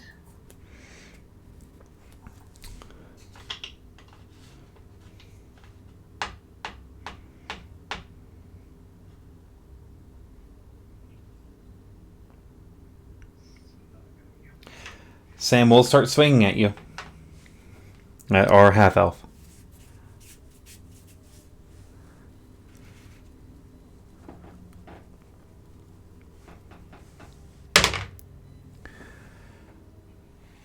You said your AC is a 19?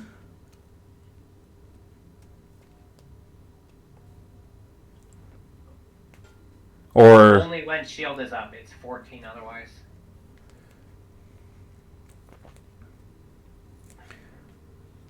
are you popping shield? Currently he's hitting. Yes. You're popping shield? Is up. Alright, that'll be a miss. So close.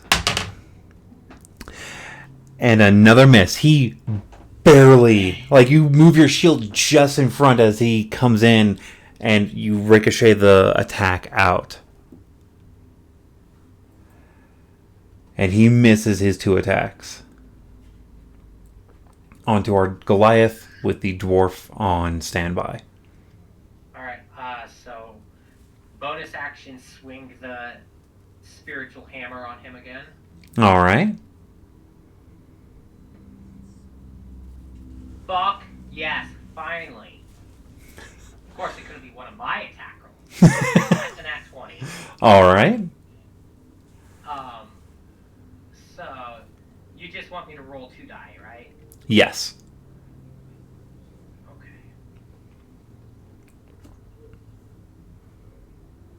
Ooh, that's good. So 16 points of bludgeoning damage. Very nice.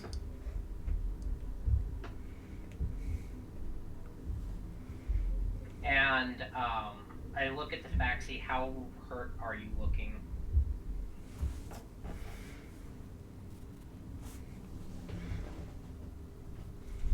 Who are you asking? You. I am under half. You look a little bloody. But Yeah, a little bloody. well, you're not close to death's door yet, so I'm gonna keep swinging on the one I was before. Oh, the one to your left? Yeah. Alright.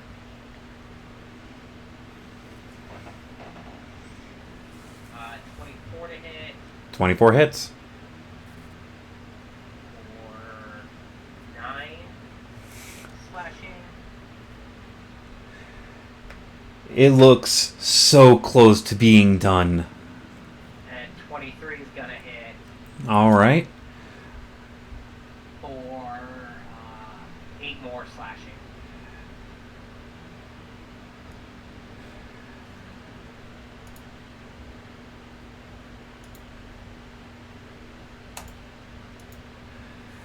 that second hit slams right into the chest area and it scatters.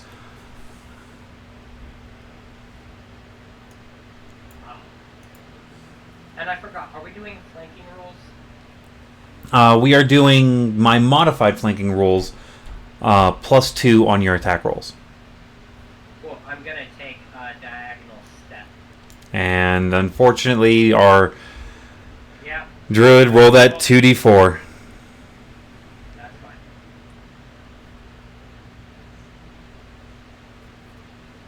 That is 6 piercing. Okay.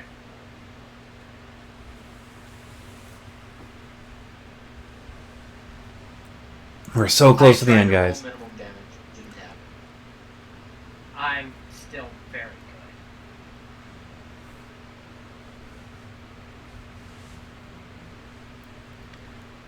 All right. Is that you?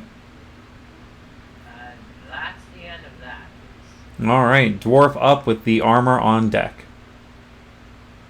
How it, well, maybe didn't hit it. Yeah, 2 more shots. That's All right. First one is a miss. What did he get? The first one was an 8. Oh, yeah. Yeah, that's definitely a miss. And the second one is an 18. Just shy. Okay.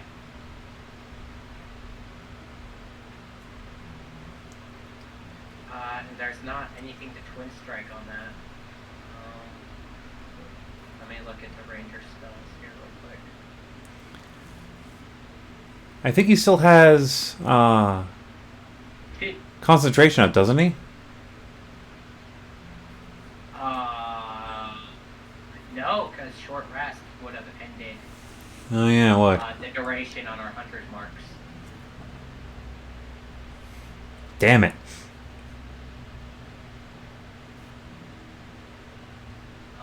But, yeah, as a bonus action, I should have done it first, but it doesn't really matter because he missed. Burn another spell slot for her hunter's mark on Sam. All right.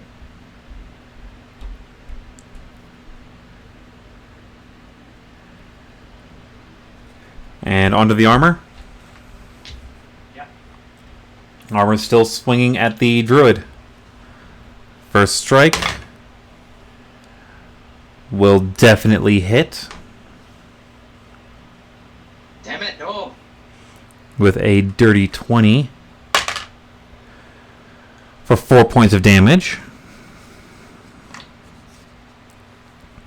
And then its second slam attempt does a 16 hit. Yes. For 3. The armor is done. It is onto our half elf. Is up. Tabaxi is on deck.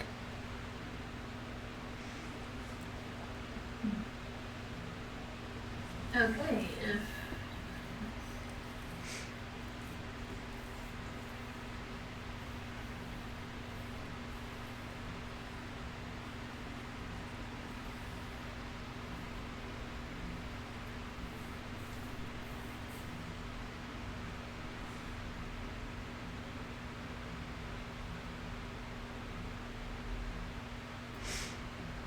Okay, this time she's gonna do Shatter again, but at 2nd level. Sam will not be counterspelling. Rolling his con save. And he will succeed.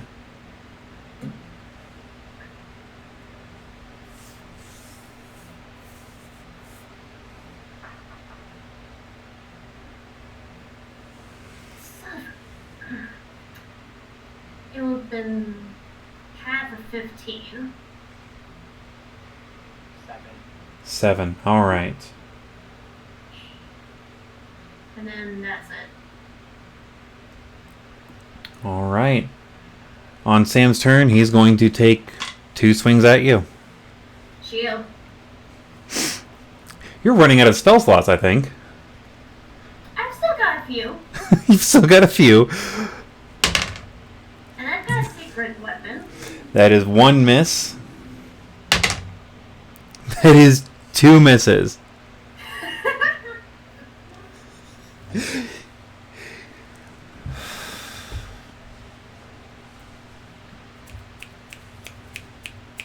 That is Sam's turn. On to our Goliath with Dwarf on deck. Alright. Another bonus action swing down on Sam. All right. For 23. 23 hits.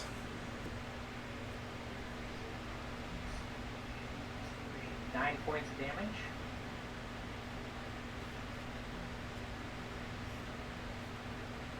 All right. And can attack that animated armor between us. So you said it's a +2 to or +2 to hit. rolls? Yeah. Okay, so that brings me up to a +10. So dirty 20. That'll hit. For 10 points of damage. All right. It's still standing, but it's looking really bad. And a 27 to hit. That hits.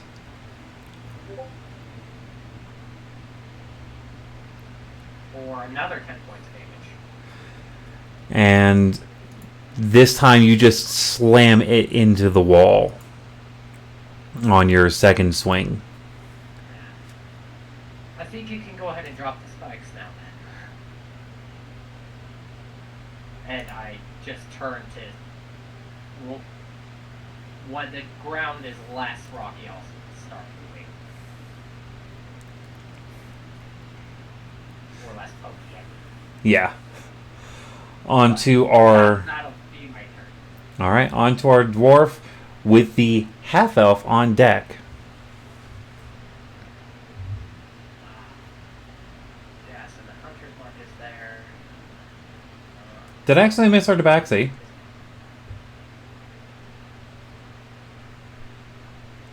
I completely accidentally skipped our Tabaxi. Holy shit. Oh shit. Tabaxi, I'll let you have your turn real quick. I will fuck the concentration. Following the advice.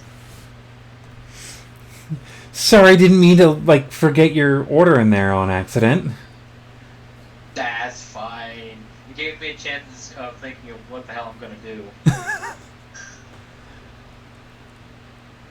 And plus, the armor's dead now, so now I can just go up to Sam.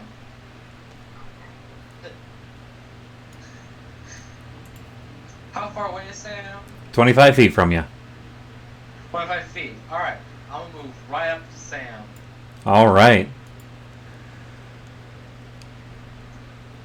And I'm gonna deliver the same corrosive blow that I did earlier. All right, and what kind of damage is that again? Acidic? Acid. Okay. Yes.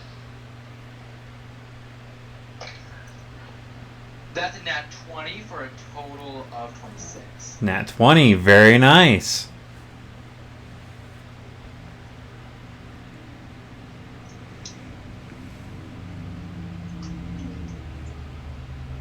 Let's see.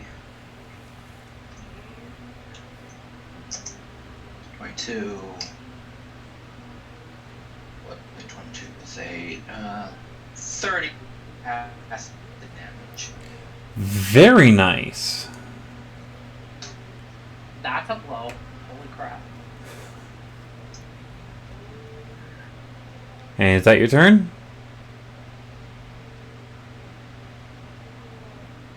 I'm going to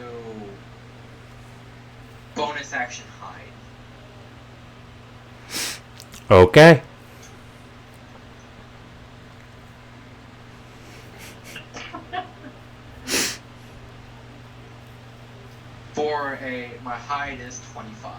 You're feeling really stealthy.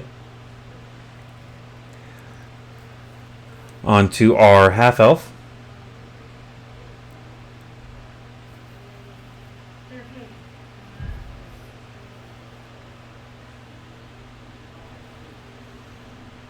Okay, yeah.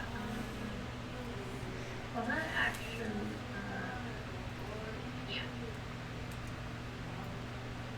I'll touch the pearl on my hair clip and courage, and then get a 3rd level spell slot back. Very nice. Very nice. Pearl of Power. I love it. I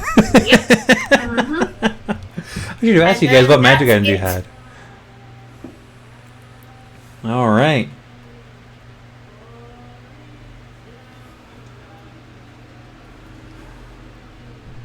All right, so we'll go back to the Tabaxi just to get our numbers in proper order, and then on to Sam. We'll be next. Oh, we'll be after that.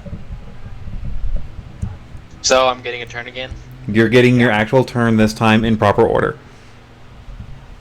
Okay. Don't worry, I'll become a professional eventually. It's fine. We all have our moments. And just to be clear, I'm taking my turn right now. Yes. You're taking your turn for this round. Right now. Okay, now is drinking a potion bonus or full action? It is a... You guys are 5th level. Rar is... It's a full action. Yeah, raw is full action. So it will take you a full action to drink your potion.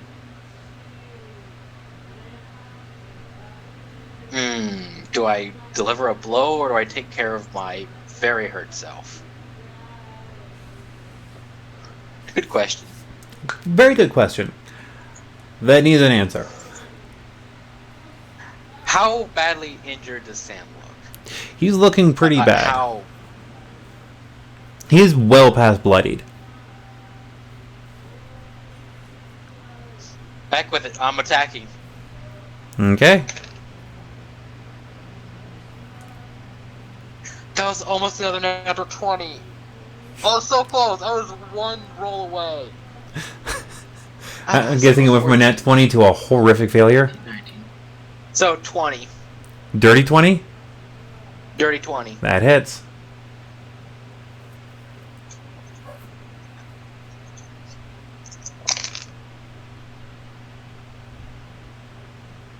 $15 acid damage. Very nice.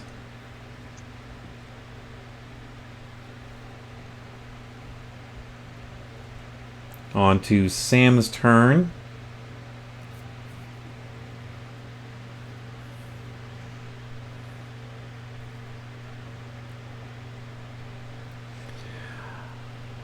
Everyone right up next to Sam, give me a perception check. I noticed something 2 turns back that I should have been doing, but I'm keeping up to it now. I'm not backtracking it, but I'm getting to it. 24. 8. Perception, 22 for Thragan. Alright, so Thragan, and so our dwarf and our Tabaxi notice that Sam's slightly reassembling every 6 seconds. Ooh.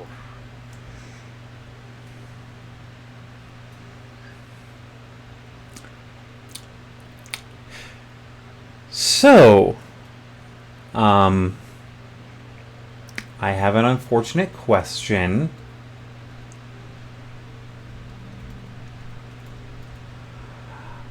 Amaya, could you read off what Shatter's radius is? 10-foot radius. Okay. Oh no! Crap. So he's dropping a shatter on the 3 of you. Okay, question. If you drop to 0 hit points, do you die with Shatter? No. No, you just fall unconscious. Okay, good, because no matter how, even if I pass, I'm probably going down. And how many dice is it? Oh, come on! It's a con save, right? It's a con save. What level? He's dropping it at its original level. Well, actually, what was the first level that you dropped it as? First? 3? You dropped it first on him at a 3rd level? Yes. Okay. Okay. That's a natural 1. So how many dice is that for the 3rd level shatter? 48. I had a critical failure. I only got an 8. Alright, luckily, because we're doing RAR for one-shots, critical failure doesn't do anything aside from the fact of no matter what your bonus should be, you fail. You know how it goes in my normal games. Critical failure means bad things. But critical success usually means good things. What's the DC to pass? What did our dwarf get? Thragan got a 16. Does he have a thing to add stuff to it if he... Is it a must know if he passes or not before doing the thing? No, I was just curious as if he was taking full or half. DC is 16. That is what Sam's DC is. Meets beats. Meets beats. Okay, so that's 16 damage. Full. I'm out. Okay, so he takes 8. Really up. He takes 8. Okay. He's good. He was at full. So but concentration check. Yeah. Okay, and Hunter's Mark is maintained. Yeah, our Sam dropped his concentration on his spell on you. He should have actually put his put the Hunter's Mark on someone else, but that's beside the point. So, is our Tabaxi unconscious? Very much so. All right. And how about our half elf? Are you still standing? Still up. Just barely. Okay. That is Sam's turn onto our Goliath. How far away am I from the space next to the dwarf? 20 feet. 5? 20? Okay, cool. Technically, there's an unconscious Tabaxi that you could stand over. We'll see. We'll see what happens here. Actually, yeah, I'm gonna stand over the Tabaxi.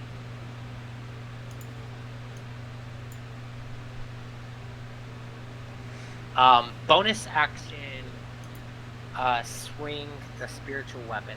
All right. For 25. 25 hits.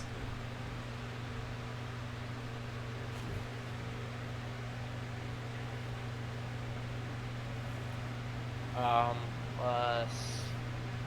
Is it 3? Yeah, it's 3. For 10 damage. All right.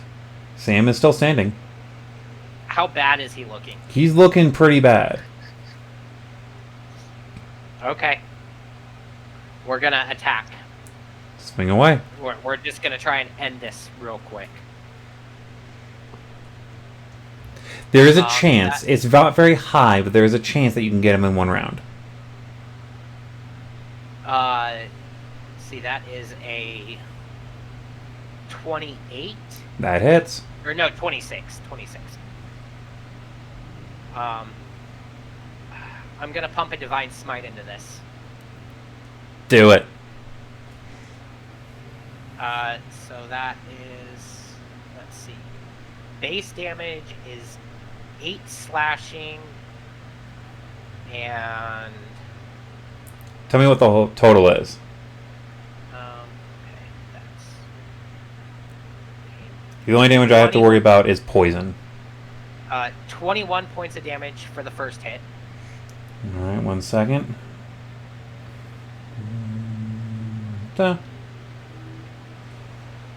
He's getting rough.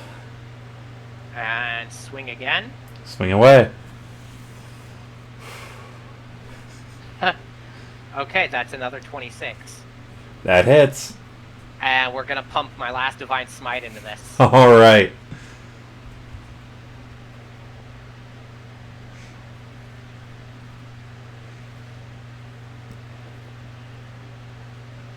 For 25 more points of damage. How's this going down? I see the Tabaxi fall after the shatter is produced by Sam. And I just march up. And as I'm marching, I drop my shield and I use my left hand to swing the hammer from a distance, smacking right into the top of Sam's head. And I go, I told you my game was Conquest. And the game's about over. As I do one slash across his chest, and then just lift my axe up into him, bursting with divine energy. You see all of the symbols on my body, even through the armor, glowing green.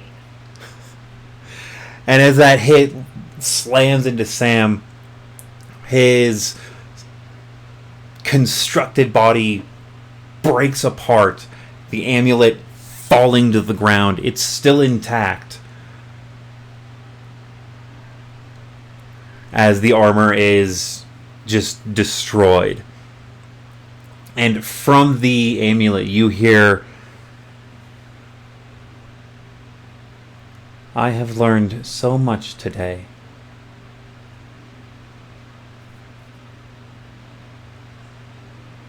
I spit on it and I immediately drop down, put one hand on the Tabaxi's chest, and I reach out and grab Amaya's hand. And I pump all 25 points from my Lay on Hands pool, 15 into the Tabaxi and 10 into the half-elf. Alright. Thank you. So I'm guessing, do you guys pick up the amulet? In a rag. Alright. I'm guessing you will you be returning the amulet back down to the benefactor? Along with all of the information of what went the fuck down. All And right. Probably the supplies, yeah. Yeah, we'll bring the supplies back. Alright. As you get back, and you pass the amulet to him and regale him of the tales, he is absolutely dumbfounded. And he calls out for a assistant, and the assistant comes out with several purses of coins, and everyone is awarded their normal gold amount. So you're given your The remainder of our 400. Yeah, you officially obtain your 400 total. So you get your 360 at the back end. He also gives you... do you give him the journal? Yes. Okay. For giving him the journal, he'll give each of you another 100 gold. And for bringing him the amulet, he will give you each 3,000 gold. So 3,500 gold each. 3,500 gold each for this. Which the 3,500 gold, someone mark that down. That is going to go into the coffers for the location you're heading to as a starting coffer. So 3,500 times 4 is our starting coffer. No, just the 3,500. Oh, okay. But the 4 is going to be magic items. That is how many magic items you're getting for completing this, and there's going to be an additional magic item tossed in for completing it. No, it is not the Amulet of Sam. But you guys did finish off the quest.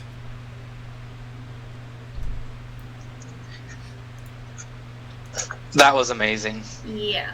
I'm going to. That was good. Yeah, I had 2 first-level spell slots left. I had Sam one Sam level. learns. Yeah, I had 2 second levels left and 4 first levels left. It Yeah, was I had so 1 first level left, 2 second levels, and 1 third level, which I was gonna use to do a fireball. Yeah, And see, purposely here's the put problem. wardens to make them fail. Here's the problem. If you fireball Sam, guess what Sam does later? Fireball back. Yeah, but I was hoping the fireball failing on the fireball would make them dead. Yeah. I used up everything I had in my gas tank there for that final one. I'm just like, What's even more annoying so- for me is that he was supposed to regain 10 health every turn. He just has a flat regeneration of 10 health every turn. As long as he has 1 health remaining, he gets 10 health back. Anyways, thank you all for watching, everyone.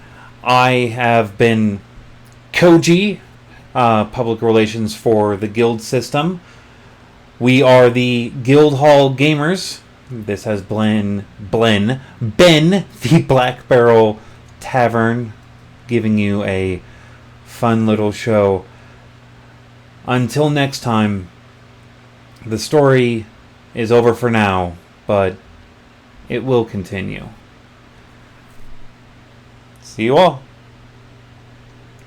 That was amazing. Bye.